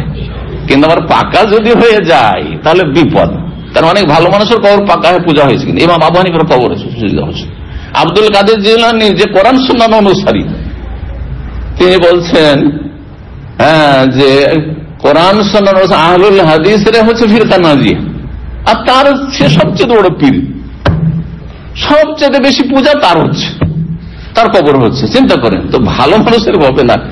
ইমাম বুখারী রাহিমাহুল্লাহ পাকা মাজার করে ফেলেছে। ইমাম বুখারী ভাবতে পেরেছেন, কল্পনা করতে পেরেছেন? আল্লাহ হেফাজত করুন, বা দোয়া করতে হবে। এই জন্য নবী সাল্লাল্লাহু আলাইহি ওয়াসাল্লাম দোয়া করেছেন, আল্লাহুম্মা লা তাজআল কবরি ওয়াসানান ইউবাদ, হে আল্লাহ আর কবরকে মূর্তির মতো করে দিও না যে যার পূজা হইতে থাকে। আল্লাহ কিভাবে হেফাজত করে দিয়েছে, হেফাজত করে দিয়েছে। তো আল্লাহ হেফাজত করুন। জি, কেউ বলতে পারবেন না হ্যাঁ কুকুরের মাজারের পূজা হচ্ছে। পাকিস্তানে এটা মাজার আছে, কুত্তা শাহ কা মাজার, ওর সাথে শাহ লাগিয়ে দিয়েছে।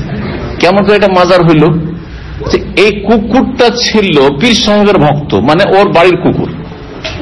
আর কুকুর তো পোষ মানে, মালিককে চিনে, কিন্তু বাইরের লোক আসলে ঘেউ ঘেউ শুরু করবে অপরিচিত লোক দেখলে, আর অপরিচিত কাপড় চোপড়। যে এলাকায় জুব্বা চলেন, আল্লাহ, জুব্বা পরে গেলে বিপদ আছে। কথা বলতে পেরেছেন? যেখানে যে পোশাক সেই পোশাক পরে যেতে হবে, তারপর সেই চেহারার মানুষ হতে হবে। 2-4 দিন ওখানে থাকেন, আপনাকে চেনে নেবে যে না, এটা এলাকারই লোক আছে, আর ঘেউ ঘেউ করবে। আছে না নেই? তো ওই পীর সাহেবের একটা কুকুর ছিল। কুকুরটা, পীর সাহেব তো মরলো, আর একটা মাজার হইল। কিন্তু ধর্ম ব্যবসা দিয়ে একটা দিয়ে এত ইনকাম হয় না। কারো একটা দোকান আছে, যাদের পয়সা আছে, ব্যবসা করছে, এক দোকানে পেট ভরবে না, আর একটা দোকান, একটা ওমরাহ অফিস, আর একটা খুল, আর একটা খুল, 5-7টা চলছে, ঠিক না? ওই রকম মাজার ব্যবসা, ঠিক সেম ওই রকম মাজার ব্যবসা। কথা বলতে পেরেছেন? যেটি এটি পেট ব্যবসা, ধর্ম ব্যবসা। মাজার ইসলাম নয়, মাজার হচ্ছে ধর্ম ব্যবসা। জি, তো দেখলো যে পীর সাহেবের মাজার করে তো কিছু ইনকাম হচ্ছে, ভালোই হচ্ছে, কিন্তু তার কুকুরটাও যদি একটা মাজার বানিয়ে দিই তো তারও তো ভক্ত, অন্ধ ভক্ত তো। হ্যাঁ, যখন কুকুর কার পীর সাহেবের, তো তারও একটা ফজিলত আছে আমাদের চাইতে বেশি। বেদাতিরা, আল্লাহ এত নিকৃষ্ট করেছে বেদাতিদেরকে যে ভারত, বাংলাদেশ, পাকিস্তানের বেদাতিরা নিজেদেরকে বলে সাগে মদিনা। যারা ফার্সি বোঝেন তো আমার কথা বুঝলেন, কে বুঝেছেন আমার এই কথাটি? যদি কেউ মাদ্রাসা পড়া থাকে ফার্সি তাহলে বুঝলেন, নাহলে বুঝতে পারেনি। সাগ মানে কি জানেন? না, সাগ মানে কুকুর, সাগে মদিনা। তো বেদাতি যারা বেরেলভি রেজভি মাজা পূজারী, তাদের বড় বড় আল্লামাদের আলকাব যে আছে, হযরতুল আল্লাম ফলা ফলা ফলা, তার মধ্যে সাগে মদিনা মানে মদিনার কুকুর। তো মদিনার কুকুর হওয়াটাকে তারা বড় মানিজ্যতের বিষয় মনে করে, যে মদিনা যদি কুকুরও হইতে পারি তাও ভালো, মক্কার কুকুর আবার কথা পাবেন না। তাদের কাছে কিন্তু কোন গজলে পাবেন না যে আমার মনটা টানা আছে মক্কার সাথে, সব মদিনা, হ্যাঁ সব মদিনার সাথে সম্পর্ক। তার মানে তাদের ধর্মকর্মের সম্পর্ক 1 লক্ষ ফজিলতের নামাজের সাথে নয়, তাদের ধর্মকর্ম হচ্ছে কবর পূজার সাথে। নবী সাল্লাল্লাহু আলাইহি ওয়াসাল্লাম যেহেতু কবর মদিনায় আছে সেই জন্য। বুঝতে পেরেছেন? এই হচ্ছে বদনসিব হতভাগায়রা। তাওহীদ হারিয়ে ফেলেছে, সুন্নাত হারিয়ে ফেলেছে, শিরকে ডুবে গেছে, বেদাতে ডুবে গেছে। নাসারুল্লাহ সালামাত ওয়াল আফিয়া। কি বলছিলাম? রওজা হচ্ছে নবীর কবর, এটি জালিয়াতি ধর্মের নামে। আর পাকা কবর হয় তাহলে তার নাম মাজার। আর আমার বাপ জন্মদাতা, মা কত কষ্ট করলো, পেটে রাখলো 9 মাস 10 মাস, তাকে দাফন করে তার কবরকে কবরই বলছেন মাজার। মায়ের মাজার জিয়ারতে যাব বলছেন না। কত বড় বেয়াদবে বেদাতিরা, ঠিক না? মাজার মানে জিয়ারতের স্থান। যদি কোন কবরই জিয়ারত করে, সবচেয়ে বেশি কার জিয়ারত করা উচিত? মা বাবার কবর জিয়ারত করা উচিত। চিন্তা করুন তো দেখি, বুঝার চেষ্টা করুন। ইসলাম কিন্তু বিবেকের বাইরে না, যুক্তির বাইরে না। হ্যাঁ, কিন্তু সুস্থ মস্তিষ্কের যুক্তি হইতে হবে। যুক্তি কোরআন এবং হাদিস বিরোধী যদি হয় তাহলে সেটা হচ্ছে ইবলিস শয়তানের যুক্তি। কিন্তু কোরআন হাদিস সম্মত যুক্তি যদি হয় তাহলে এটা অবশ্যই ইসলাম স্বীকৃত। এই জন্য বলা হচ্ছে আউয়ালু মান কাসা ইবলিস। সর্বপ্রথম যুক্তি খাড়া করেছিল, যুক্তি দাঁড় করেছিল কে? ইবলিস শয়তান। কি যুক্তি পেশ করেছিল? হ্যাঁ, মাটি ওপরে ঢেলা ওপরে ছুড়লে নিচে আসে, আর আগুন জ্বালালে ওপরে যায়। আমি আগুনের সৃষ্টি আর আদম হচ্ছে মাটির সৃষ্টি। তো যে নিচে আসে ঘুরে, ওকে কি করে আমি সিজদা করতে পারি? আনা খায়রুম মিনহু খালাকতানি মিন নার ওয়া খালাকতাহু মিন তিন। আমি ওর চাইতে বেশি শ্রেষ্ঠ, আদমের চাইতে। তাকে মাটি দিয়ে কাদা দিয়ে তৈরি করেছে, আর আমাকে আগুন দিয়ে তৈরি করেছে। আগুন কি করে মাটিকে সিজদা করতে পারে? বুঝতে পারছেন? তো যদি কোরআন হাদিসের বিরুদ্ধে কেউ যুক্তি দাঁড় করে তাহলে সেটা হচ্ছে ইবলিস শয়তানের যুক্তি। আর বেদাতীদের কাজই হচ্ছে এরকম, যুক্তিতে মুক্তি খুঁজে সহি সহি হাদিস বাদ দিয়ে যুক্তি পেশ করে। রফায়দানি করা যাবে না, এটাতে নড়াচড়া হয়ে যাচ্ছে, হরকত হয়ে যাচ্ছে, খুশু হয় না। অথচ সারা জীবন না রফায়দানি করে সুন্নাত আদায় করে নামাজ পড়লেন। তো যুক্তি যখন সহি সুন্নাহর বিরুদ্ধে পেশ করবেন সেটা ইবলিসের যুক্তি। আল্লাহ হেফাজত থেকে। রওজা মানে বাগান। রওজা শব্দের অর্থ কি?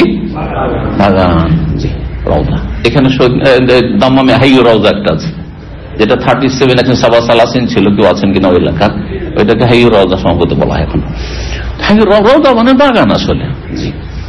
আর ওর বহু বচন হচ্ছে রিয়াদ, যে রিয়াদ শহর, রাজধানী, বহু বচন শব্দ, হ্যাঁ, প্লুরাল। রওজা তো নেই, বহু বচন রিয়াদ। এই জন্য হাদিসে এইখানে দুটো শব্দ এসেছে, মা বাইনা বাইতি ওয়া মিম্বারি রাউযাতুম মিন রিয়াজিল জান্নাহ। রওজা শব্দ এসেছে এক বচন, আর রিয়াদও এসেছে এখানে, ঠিক আছে? কিন্তু নবী সাল্লাল্লাহু আলাইহি ওয়াসাল্লামের কবর রওজা নয়। নবী সাল্লাল্লাহু আলাইহি ওয়াসাল্লামের কবরকে কবর বলা যে বেয়াদবি মনে করে, জানতে হবে তার মগজে বেদাত ঢুকে আছে। সমস্ত সাহাবায়ে কেরামরা নবী সাল্লাল্লাহু আলাইহি ওয়াসাল্লামের কবরকে কি বলেছেন? কবর বলেছেন। শুধু কবর, নবী সাল্লাল্লাহু আলাইহি ওয়াসাল্লাম কবর জিয়ারতে যাচ্ছে, যেমন আমি এখানে রওজা শরীফ জিয়ারতে যাচ্ছি, তাহলে আপনার মধ্যে এখনো বেদাত আছে। বেদাত 3 রকম হয়, কলবের বেদাত, আকীদার বেদাত, জবানের বেদাত, হ্যাঁ, আর অঙ্গ প্রত্যঙ্গের বেদাত। তো জবানের বেদাত মানে ভাষাগত বেদাত। ভাষাগত বেদাত হচ্ছে নবীর কবরকে রওজা বলা, আর পীরদের সুফিদের কবরকে আপনার মাজার বলা, আর আমার বাপমার কবরকে কবর বলা, সাধারণ মানুষের কবরকে কবর বলা, কাঁচা কবরকে কবর বলা। এইটা হচ্ছে ভাষাগত বেদাত। সমস্ত বেদাত থেকে মুক্ত হইতে হবে, না হলে আপনি আংশিক এখনো বেদাতি আছেন। আমি একবার আলোচনা, যেহেতু আলহামদুলিল্লাহ 26 বছর দামানো হচ্ছে দাওয়াতি ময়দানে, এখানে বিশেষ করে, তো আমি একসময় শুধু ওই হাদিসগুলোকে জমা করে একদিন এক ঘন্টা বক্তব্য করেছিলাম, জানি না সেটা রেকর্ডে আছে কিনা, প্রচারে অনেক আগে, যেগুলোতে সাহাবায়ে কেরামগণ বিভিন্ন সময়ে নবী সাল্লাল্লাহু আলাইহি ওয়াসাল্লামের কবরকে কবর বলেছে। উদ্দেশ্য যাতে করে অনেকে সহিহ আকীদা কিছু গ্রহণ করার পরে, আরে নবীর কবরকে কবর বলবো, নবী মারা গেছেন বলবো, নবী আল্লাহর পেয়ারা হয়ে গেছেন, আল্লাহর সাথে মিলিত হয়েছেন, কেন রে বাবা এমন কেন? আল্লাহ বলছে ইন্নাকা মাইয়িত, মৃত, হ্যাঁ আহাই মাতা, তিনি যদি মারা যান, এই শব্দগুলো কোরআনে কারীম নবী সম্পর্কে রয়েছে। তো আপনি আল্লাহর চাইতে বেশি আদব আর সাহাবায়ে কেরামের চাইতে বেশি আদব শিখেছেন না, আরো বেয়াদবি করছেন আপনি। একে বলা হয় গুলু, অতিরঞ্জন বাড়াবাড়ি। অতিরঞ্জন বাড়াবাড়ি করেই শিরক বিদআত মুসলিম জাতির মধ্যে শুরু হয়েছে। যেখানে বাড়াবাড়ি সেখানে শিরক না হয় বেদাত আছে। সালাম করার পরে আসসালামু আলাইকুম, এক হাতে না দুই হাত, এই যে এক হাত ছিল দুই হাত করলেন, বাড়াবাড়ি করলেন, আবার ঝুঁকে করলেন, বাড়াবাড়ি করলেন, আবার বুকে একটু লাগাইলেন, হ্যাঁ কি করলেন, বাড়াবাড়ি করলেন, তারপরে করলেন আর বাড়াবাড়ি করলেন, গলু, এই ধীরে ধীরে বাড়তে বাড়তে ঝুঁকে গেলেন। একবার আমি আল খালিদে এখানে ওই মসজিদে সালাত আদায় করেছি, অনেকদিন আগের কথা বলছি। তখন প্রথম আমার আলোচনা মানুষরা শুনতো, তখন ভিডিও যুগ চলে এসেছিল 10-12 বছর আগে। তো মসজিদে বেরিয়ে এক নতুন লোক, যে জীবন আমাকে দেখেনি কিন্তু ওই ভিডিওতে আলোচনা শুনেছি, আসার পরে মোসাফা করে ঝুঁকে গেছে, মানে যেমন সিজদা করতে যায় ওইভাবে আমার হাঁটুর কাছে ঝুঁকেই হয়েছে। ওকে ধরে আমি হাত ধরে ওকে উঠিয়ে দিচ্ছি, সোজা করে দিচ্ছি, তুমি ঝুঁকে কেন গেলে তুই? হ্যাঁ, ও ভাবছে যে এত বড় হুজুর, হ্যাঁ এত হুজুরের সামনে ঝুঁকে ঝুঁকে সিজদা করে অভ্যাস আছে, তো রুকু করে ফেলেছে। হারাম, অতিরঞ্জন আপনার শিরকে নিয়ে চলে যাবে, অতিরঞ্জন না। এই জন্য শাইখ ইবনে বাজ রাহিমাহুল্লাহ সম্পর্কে একটা গল্প আছে। আল্লামা ইহসান ইলাহি জাহির খুব বড় বক্তা ছিলেন পাকিস্তানের, মদিনা ইউনিভার্সিটির ফারিক। তো তিনি যখন এসে আসসালামু আলাইকুম ওয়া রাহমাতুল্লাহ, শাইখ ইবনে বাজ রাহিমাহুল্লাহ তখন কিন্তু ভাইস চ্যান্সেলর মদিনা ইউনিভার্সিটির, আমাদের অনেক আগে, প্রথম ভাইস চ্যান্সেলর তিনি। তো তিনি অন্য মানুষ ছিলেন, তারপরে এই যে ভালো স্বরের সাথে আর সোজা হয়ে দাঁড়িয়ে মোসাফা, এটা খুব পছন্দ, তার পছন্দ যে কেউ ঝুঁকে না। কিন্তু আমার সামনে এসে অনেক সালাম আলাইকুম, সালাম আলাইকুম, এটা অপছন্দ করতেন, এটা অপছন্দ করতেন। যাই হোক, চলি আমরা আগের দিকে। বলছেন কে? আব্দুল্লাহ বিন যায়েদ আল মাজেনি রাদিয়াল্লাহু তাআলা আনহু, হাদিস 1195 নম্বর হাদিস। বলছেন যে আন্না রাসূলুল্লাহ বলেছেন, মা বাইনা বাইতি ওয়া মিম্বারি, আমার বাড়ি, বাইত মানে বাড়ি, বাইত মানে ঘর, বুঝা গেছে না? জি, আমার বাড়ি আর আমার মেম্বারের মাঝখান হচ্ছে রাউযাতুন, একটি বাগান, মিন রিয়াজিল জান্নাহ, জান্নাতের বাগান সমূহের, জান্নাতের যে সমস্ত বাগান রয়েছে তার একটি বাগান হচ্ছে আমার বাড়ি, এবং মেম্বারের মাঝখানের জায়গা, যেই জায়গাটিকে রওজা বলে জানা যায়, রওজায় সালাতের জন্য আজকাল এই করোনার পরে কি করতে হচ্ছে, অ্যাপয়েন্টমেন্ট পারমিশন নিতে হচ্ছে, সময় নিতে হচ্ছে, যে এতটা থেকে এতটা, এতটা থেকে এতটা। ফজরের আগেখানে সময় নেন, এটা ফায়দা। আমি যতবার গেছি ফজরের আগে সময় নিয়েছি, ওতে হচ্ছে কি আধা ঘন্টা 1 ঘন্টা বের করবে না, যতক্ষণ মধ্যে ফজর সালাত না হবে। ওই যে ঢুকলেন, আপনি ঢুকলেন তো আজান যেহেতু হয়ে গেল, হ্যাঁ বেশ কিছু সময় পেয়ে গেল, তো ফজরটা ওইখান থেকে পড়েই বেরোলাম। আর জি, তো এই ফায়দাটা আছে। তো এটি হচ্ছে রওজা, মানে কি জান্নাতের বাগান এই জায়গাটি। আগের হাদিসটা পড়িনি, তারপরে দুটোর ব্যাখ্যা করব, কারণ ওতে আরেকটি অতিরিক্ত কথাও রয়েছে। 1196 নম্বর হাদিস, আবু হুরায়রা রাদিয়াল্লাহু তাআলা আনহু থেকে বর্ণিত, তিনি বলছেন যে আমার বাড়ি আর আমার মেম্বারের মাঝখানের জায়গা হচ্ছে জান্নাতের বাগান সমূহের অন্যতম একটি বাগান। ও মেম্বারি আলা হাউজিয়া, দ্বিতীয় কথা বলছেন আমার মেম্বারটি আমার হাউজে অবস্থিত হবে, আমার মেম্বারটি আমার হাউজের ওপর রয়েছে, এভাবে অর্থ করা যায়। আবার আমার মেম্বারটি আমার হাউজে কি হবে, স্থাপিত হবে বা স্থাপন করা হবে, এটাও হইতে পারে।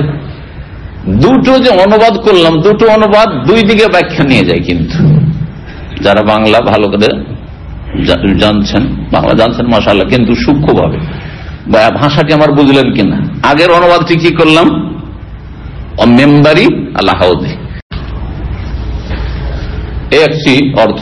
আর একটি অর্থ হচ্ছে যে আমার মেম্বার আমার হজের ওপর রয়েছে, মানে আমার মেম্বারটা যেখানে এখানে আমার হজ হবে। তার মানে নবী সাল্লাল্লাহু আলাইহি ওয়াসাল্লাম যখন কিয়ামত হবে, দুনিয়া ধ্বংস হওয়ার পরে আবার যে দুনিয়া হবে, সেই দুনিয়াতে মসজিদ নবীর যে জায়গাটুকু, এই জায়গাটুকু রওজার জায়গাটুকু, আর এই মেম্বার আর নবী সাল্লাল্লাহু আলাইহি ওয়াসাল্লামের বাড়ির এই জায়গাটুকুর ফজিলত, এখানে নবী সাল্লাল্লাহু আলাইহি ওয়াসাল্লামের হজ হবে। আর ওই মেম্বার থেকে নবী সাল্লাল্লাহু আলাইহি ওয়াসাল্লাম, মেম্বারের জায়গা থেকে নবী হজের কাউসারের পানি পান করাবেন। সুবহানাল্লাহ। দুটো অর্থ আলাদা আলাদা বুঝতে পারলেন না? পারলেন না? আবার বলছি, যে অর্থটি এখন বললাম, পরে বললাম, সেটি বলি যে আমার মেম্বারটা আমার হজে রয়েছে আছে, মানে এইখানে হজটা হবে, এখানে আজ এখানে আমার মেম্বারটা আছে, এখানে কিয়ামত হবে, আর এখানে হজে কাউসার, কিয়ামতের মাঠে হজে কাউসার হবে। আর এইখানে আমার মেম্বারের এখান থেকে আমি কি করব, হজে কাউসার পানি পান করো আমার উম্মতকে। বেদাতিকে কিন্তু তাড়িয়ে দেওয়া হবে। সোহকান লিমান গায়্যারা বাদি, আমার পরে যারা ধর্মকে বদলে দিয়েছে, পরিবর্তন করে চেঞ্জ করেছে, তাদেরকে দূরে তাড়িয়ে দাও, ফেরেশতারা তাড়িয়ে দেবে। কিন্তু তাহলে মদিনার এই জায়গায় হজে কাউসার হবে, আল্লাহ তাআলা আলাম। এটা একটা ব্যাখ্যা। আর দ্বিতীয় ব্যাখ্যা হচ্ছে যে এই মেম্বারটাকে এখানে হাউজে কাউসার হবে, বা এখানে কিয়ামতের নবী সাল্লাল্লাহু আলাইহি ওয়াসাল্লাম অবস্থান এখানেই করবেন, এটা বোঝায় না, বরং মেম্বারটাকে উঠিয়ে নিয়ে গিয়ে স্থাপিত করা হবে কোথায়, হাউজে কাউসারের কাছেই, সেখানে পানি পান করেন নবী সাল্লাল্লাহু আলাইহি ওয়াসাল্লাম। এটার দুটো অর্থ হয়ে গেল। ঠিক ওই রকমই আগের বাক্যটি, আমার বাড়ি এবং আমার মেম্বারের মাঝখানের জায়গাটুকু জান্নাতের বাগান সমূহের একটি বাগান, এরও দুটো তর্জমা, দুটো ব্যাখ্যা রয়েছে। একটি ব্যাখ্যা হচ্ছে যে আমার বাড়ি আর আমার মেম্বারের মাঝখানে যে জায়গাতে সালাত পড়ছেন, এই জায়গাটি জান্নাতের একটি বাগানের খণ্ড হবে, মানে জান্নাতের জায়গাটি জান্নাতে সেট করে দেওয়া হবে। হ্যাঁ, যে জান্নাতে নিয়ে গিয়ে কি করা হবে, সেট করে দেওয়া হবে, জান্নাতের একটা বাগানের অংশ হবে। বাহ্যিক অর্থ এটা হলো জাহিরি অর্থ। দ্বিতীয় অর্থ হচ্ছে যে আমার বাড়ি এবং মেম্বারের মাঝখানে জায়গাটুকু হচ্ছে জান্নাতের বাগান সমূহের একটি বাগান, মানে এই জায়গায় যারা সালাত আদায় করবে তারা জান্নাতের বাগানে জায়গা পাবে। মানবী অর্থ। জি, দুটোই অর্থ ওলামারা করেছেন, দুটোই হতে পারে। জি। 6 নম্বর অধ্যায় বাবু মসজিদে বাইতুল মাকদাস। এই অধ্যায় হচ্ছে বাইতুল মুকাদ্দাসের মসজিদ সম্পর্কে, বাইতুল মুকাদ্দাসের মসজিদ সম্পর্কে ফজিলত সম্পর্কে হাদিস বর্ণনা করে দিয়েছি। এখানে যেটুকু রয়েছে, ওই যে প্রথম হাদিসে আবু সাইদ খুদরি থেকে 4টি বিষয় শুনেছেন, কাজআ নামক গোলাম, স্বাধীনকৃত গোলাম, ওই 4টি কথা এখানে রয়েছে। এখানে দেখেন আব্দুল মালিক, ওখানে আব্দুল মালিক সনদ আব্দুল মালিক বিন উমাইর আনকাজ আতা শুধু রয়েছে, এখানে আনকাজ আতা মাওলা জিয়াদিন, জিয়াদের স্বাধীনকৃত গোলাম। কালা, তিনি বলছেন সামিত আবু সাইদ খুদরি, আমি আবু সাইদ খুদরি রাদিয়াল্লাহু তাআলা আনহুকে বলতে শুনেছি, ইউহাদ্দিসু বিআরবাইন, তিনি 4টি বিষয়ে হাদিস বর্ণনা করছিলেন। আনিন নবী সাল্লাল্লাহু আলাইহি ওয়াসাল্লাম, কার থেকে, নবী সাল্লাল্লাহু আলাইহি ওয়াসাল্লাম থেকে 4টি বিষয় তিনি বর্ণনা করেছেন। ফাআজাবনানি ওয়া আনাকানানি, সেই 4টি বিষয় আমাকে আশ্চর্য করেছে, বিস্মিত করেছে, ওয়া আনাকানানি, এবং আমাকে খুব পছন্দ লেগেছে। আনাকাতুন থেকে, আনাকাতুন শব্দটি আজকাল ব্যবহার করা হচ্ছে, আনিক মানে খুব সুন্দর। তো আনাকানানি, এই 4টি পয়েন্ট, 4টি বিষয় আমাকে খুব ভালো লেগেছে, চমৎকার লেগেছে, এক কথা চমৎকার লেগেছে। কালা, 1 নম্বর বিষয় হচ্ছে লা তুসাফিরুল মারআতু ইয়াওমাইনি, কোন মহিলা 2 দিনের সফর করতে পারবে না, ইল্লা ওয়া মাহা যাওজা, যতক্ষণ তার সাথে তার স্বামী না থাকবে, আউযু মাহরাম, অথবা এমন কোন সাবালক পুরুষ ব্যক্তি যার সাথে তার স্থায়ীভাবে বৈবাহিক সম্পর্ক হারাম। বুঝা গেছে? মাহরাম কাকে বলা হয়? যার সাথে স্থায়ী বিয়ে হারাম, কারণ অস্থায়ী বিয়ে অনেকের সাথে হারাম আছে। কয়েক সপ্তাহ আগে কিন্তু এই বিষয়টা আলোচনা করেছি। অস্থায়ী বিয়ে, যে কোনো বিবাহিতাকে বিয়ে করা যায় না, হারাম। কিন্তু ওর কাছ থেকে তালাক হয়ে গেলে বা স্বামী মারা গেলে, ইদ্যত পার হইলে বিয়ে করতে পারেন কিনা? হ্যাঁ, জি। আচ্ছা, তারপরে শালি, শালীকে বিয়ে করতে পারবেন? স্ত্রী যতক্ষণ বেঁচে আছে বিয়ে করতে পারবেন? বা স্ত্রী যতক্ষণ বেঁচে থাকার কথা শুধু বলবো না, কারণ অনেকবার ভুল বুঝবেন। স্ত্রী হয় মারা গেছেন অথবা তালাক দিয়েছেন, তারপর আপনি বিয়ে করতে পারবেন, তাই না? তালাক দেওয়ার পরে করতে পারবেন। আমার দেশে একজন আলেম, ছোট ছিলাম তখন, মাদ্রাসার ছাত্র আমি, ছোট্ট এইরকম 13-14 বছর, সে একটা আজব ফতোয়া শুনিয়েছিল আমাকে। আমাদের সমাজে আজব ফতোয়া চলে, আহলেদি সমাজেও চলে। মৌলভী সাহেব কিন্তু আহলেদিস, কিন্তু এলেম তেমন আহলেদিসের যেমন হওয়ার জন্য লাগে, ফতোয়া তো সেটা ছিল না। বলছে যে ভাবিকে বিয়ে করা যাবে যদি ভাই মারা যায়, কিন্তু যে ভাই তালাক দেয় ভাবিকে বিয়ে করা যাবে না। ফতোয়া সহি না ভুল? ভুল। বুঝতে পেরেছেন? মন গড়া ফতোয়া। ভাবছে তালাক দিবে, একই বাড়িতে ছিল আর তালাক দিবে, তারপর আমি কি করে বিয়ে করবো, তখন দিল হারাম করে। কথা বুঝতে পেরেছেন? এই হইল ব্যাপার সব। জি, আচ্ছা, স্ত্রীর খালাকে বিয়ে করতে পারবেন? স্ত্রী বেঁচে থাকাকালীন স্ত্রীর খালা হারাম, স্ত্রীর ফুফু হারাম, সেই বুখারী হাদিস রয়েছে। কিন্তু স্ত্রী মারা গেল, তারপরে খালা শাশুড়িকে বিয়ে করছেন, জায়েজ, বাঙালি সমাজে না যাইছে, ঠিক না? এই কেমন কথা হইল, খালা শাশুড়ি বিয়ে করে নিয়েছে, বলবে না? বলবে না?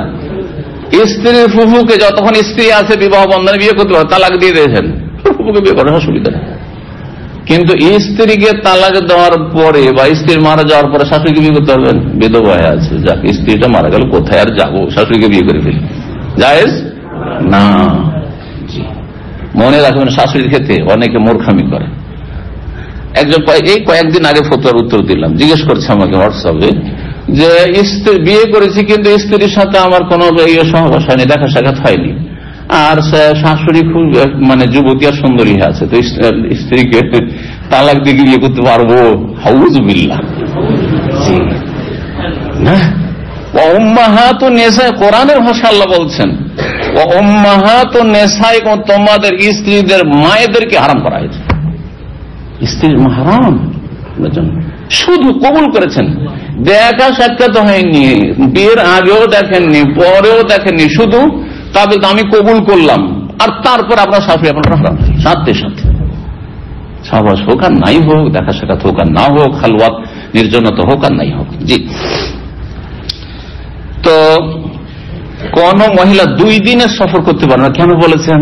তাহলে আজকাল এই হাদিসের তর্জমা করে কেউ যদি ফতোয়া দেয়, তো 2 দিন তো সফর কোথাও লাগে না। আমেরিকা যেত, এখান থেকে সৌদি আরব থেকে 13 ঘন্টা, তাই না?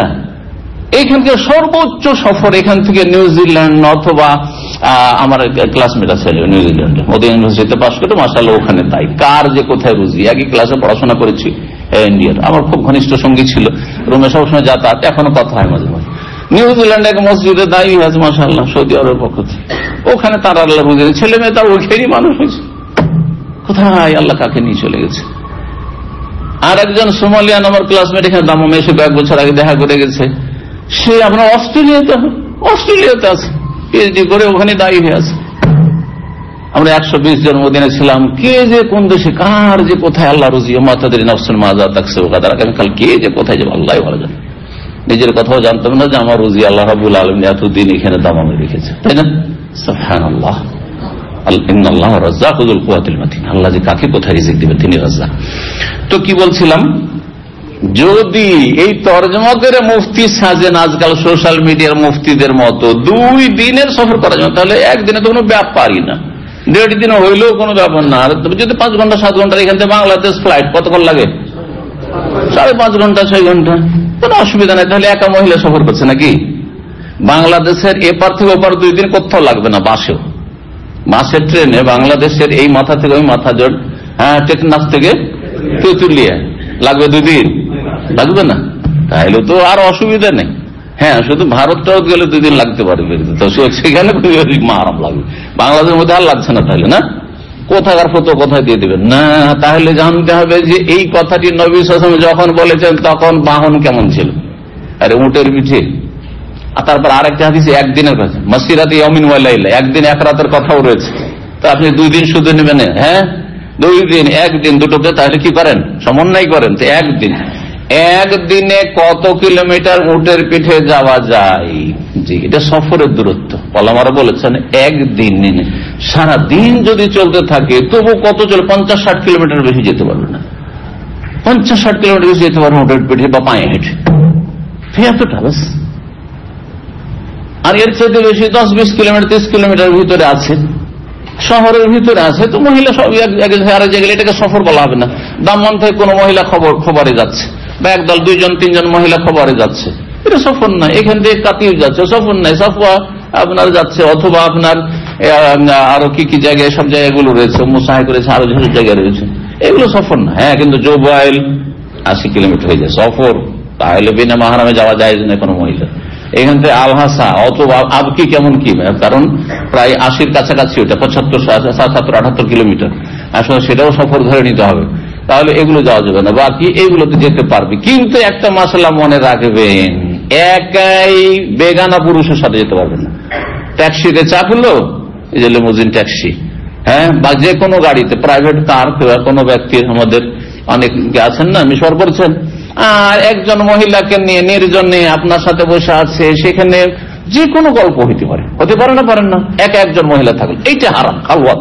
যেমন ঘরের মধ্যে কোনো মহিলার সাথে একাই বসতে পারেন না হোটেলে, ঠিক তেমনি আপনার গাড়িতে একটা মহিলাকে নিয়ে এখান থেকে খবর আপনি যাচ্ছেন পয়সার জন্য, এটা যাইজ।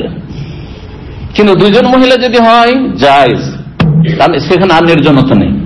3-4জন কোনো অসুবিধা নেই, বুঝতে পারছেন কথা? জি হ্যাঁ। তবে যদি এমনটা হয় যে একজন আর খুব বেশি দূরে নয়, আর মাঝখানে কোনো ফাঁকা জায়গা নেই, গ্লাস খোলা থাক, আর আশেপাশে গাড়ি চলছে, দেখতে পাচ্ছে যে মহিলা আছে, পুরুষ আছে, গ্লাস খুলে দেন, তাহলে ঠিক আছে। গ্লাস বন্ধ থাকবে, আর একজন মহিলা ভিতরে বসে আছে, আর তার সাথে আপনার, জি হ্যাঁ। আর এই ট্যাক্সিওয়ালারা কত কি যে এসব গল্প করে, একসময় কিছু গল্প আমি শুনেছি তাদের কাছ থেকে, কিছু খারাপ মহিলা আছে, তারা ওঠার পরে তাদের উস্কানিমূলক কথাবার্তা বলে যাতে ফ্রিতে তাকে নামিয়ে দেয়। হ্যাঁ, এই ফিতনা কেন? যেহেতু একা মহিলা বসে আছে, 2জন মহিলা থাকলে, 3জন থাকলে সাধারণত এরকমটা হইতো না, বুঝা গেছে? এই জন্য খালওয়াত হারাম, নির্জনতা হারাম। এখানে বিনা মাহরামের কথা নাই, বরং নির্জনতার কারণে। এক কথায় সফরের দূরত্ব হলে বিনা মাহরামে যাওয়া জায়েজ নয়। আর যদি কাছাকাছি জায়গায় হয় তাহলে নির্জনতা জায়েজ নয়। একা একা 2জন, একজন পুরুষ একজন মহিলা, ফিতনার কারণ হইতে পারে, আল্লাহ হেফাজত করুন। আমি এমন ঘটনা জানি, দেশে একটি মেয়ে কলেজ যেত বা হাই স্কুলে যেত, রিক্সা চালকের সাথে যেত, সেই রিক্সাওয়ালার সাথে উদা হয়ে গেছে। রিক্সা চালক একটা গরিবের সাথে, একটা বুড়ার সাথে উদা হয়ে গেছে। প্রেম কোথায় না পৌঁছে দিতে পারে। জি, ফিতনা, আল্লাহ হেফাজত করুন। হাউস ড্রাইভার সাথে অনেকে নিজের মেয়েদেরকে একা পাঠাচ্ছেন। হ্যাঁ, 2টো মেয়ে থাকলে অসুবিধা নেই, শহরের ভিতরে মাথা থেকে মাথা, এখান থেকে কাতিব, এখান থেকে সাফওয়া, অসুবিধা নেই, খবর অসুবিধা নেই। কিন্তু 2টো মেয়ে আছে, 3টি আছে, আল্লাহ হেফাজত করুন। 1 নম্বর বিষয় এটি হলো, বিনা মাহরাম সফর করা জায়েজ না। ওয়ালা সাওমা ফি ইয়াওমাইনি, আর 2 দিন, বছরে 2 দিন কোন সিয়াম নাই, সিয়াম পালন করা, রোজা রাখা হারাম। আল ফিতর, ঈদুল ফিতরের দিন, ওয়াল আযহা, ঈদুল আযহার দিন। ওয়ালা সালাতা বাদা সালাতাইনি, আর 2 সালাতের পরে কোন সালাত, নফল সালাত নেই। বাদা সুবহি হাত্তা তাতুলা শামস, ভোর হওয়ার, ফজরের পরে যতক্ষণ পর্যন্ত, ফজর পড়ার পরে যতক্ষণ পর্যন্ত সূর্য কি না হবে, হ্যাঁ, উদয় না হয়ে যাবে, উদিত না হবে। ওবাদাল আসরে, আর আসর পরে, হাত্তা তাগরু, যতক্ষণ তো সূর্য অস্তমিত, সূর্যাস্ত না হবে। ওয়ালা তুসাদ্দু রিহালু ইল্লা ইলা, 3 নম্বর তো এটা হয়ে গেল, তাই না? 4 নম্বর বিষয় হচ্ছে এটি, বুঝতে পারছেন তো? 1 নম্বর ছিল বিনা মাহরামে সফর করা যাবে না, 2 নম্বর যে 2 দিন রোজা রাখা যাবে না, ঈদুল ফিতর, ঈদুল আযহা, তার সাথে আরো 3টি দিন মিলিয়ে কিন্তু আইয়ামে তাশরিক, সেগুলিও ঈদের দিন বলা হয়েছে। জিলহজ মাসের 11, 12, 13 এগুলো আপনি কোরবানির গোশত খাওয়াবেন মানুষকে, আত্মীয় স্বজন আসবে, এই জন্য এই দিনগুলি তো, এই 3টি দিনে রোজা রাখা নিষেধ রয়েছে। এই 5টি দিন রোজা রাখা নিষেধ, তবে 2টো দিন আবার কঠোর নিষেধ। তো যাই হোক, তারপরও 5টি দিন নিষেধ। 3 নম্বর বিষয় কি ছিল? 3 নম্বর বিষয় হচ্ছে আপনার 2 সালাতের পরে কি নাই, সালাত নেই, নফল সালাত নেই, মানে ফজর পর কোন নফল সালাত নেই যখন সূর্য না উঠে যাবে, আর আসর পরে কোন নফল সালাত নেই। 4 নম্বর বিষয় হচ্ছে ওয়ালা তুসাদ্দুর রিহাল ইল্লা ইলা সালাসাতি মাসাজিদ, নেকির আশায় কোন স্থানকে কেন্দ্র করে সফর করা যাবে না একমাত্র 3টি মসজিদ ছাড়া, মসজিদুল হারাম, মসজিদ হারাম, মক্কাতুল মুকাররম, মসজিদ আকসা, দূরবর্তী মসজিদ। কেন মসজিদ আকসাকে মসজিদ আকসা বলা হয়েছে? কারণ 3টি মসজিদকে পরস্পর তুলনা করলে মক্কা থেকে, কাবা ঘর থেকে সবচেয়ে দূরে, মসজিদ নববীর চাইতে দূরে হচ্ছে বাইতুল মুকাদ্দাসের মসজিদ। এই জন্য কোরআনের ভাষা এই মসজিদকে কি বলা হয়েছে? আল মসজিদুল আকসা, সুবহানাল্লাযী আসরা বিআবদিহি লাইলাম মিনাল মসজিদিল হারাম ইলাল মসজিদুল আকসা বলা হয়েছে, দূরবর্তী মসজিদ। ও মসজিদি, আর আমার এই মসজিদ মানে মসজিদে নববী। এখানেই আজকের আলোচনা শেষ করছি। আল্লাহ রাব্বুল যেন কবুল করুন, নেক আমলের তৌফিক দান করুন। ও সাল্লাল্লাহু আলাইহি ওয়া সাল্লাম নবিয়ানা মুহাম্মদ ওয়া আলা আলিহি ওয়া সাহবিহি আজমাইন।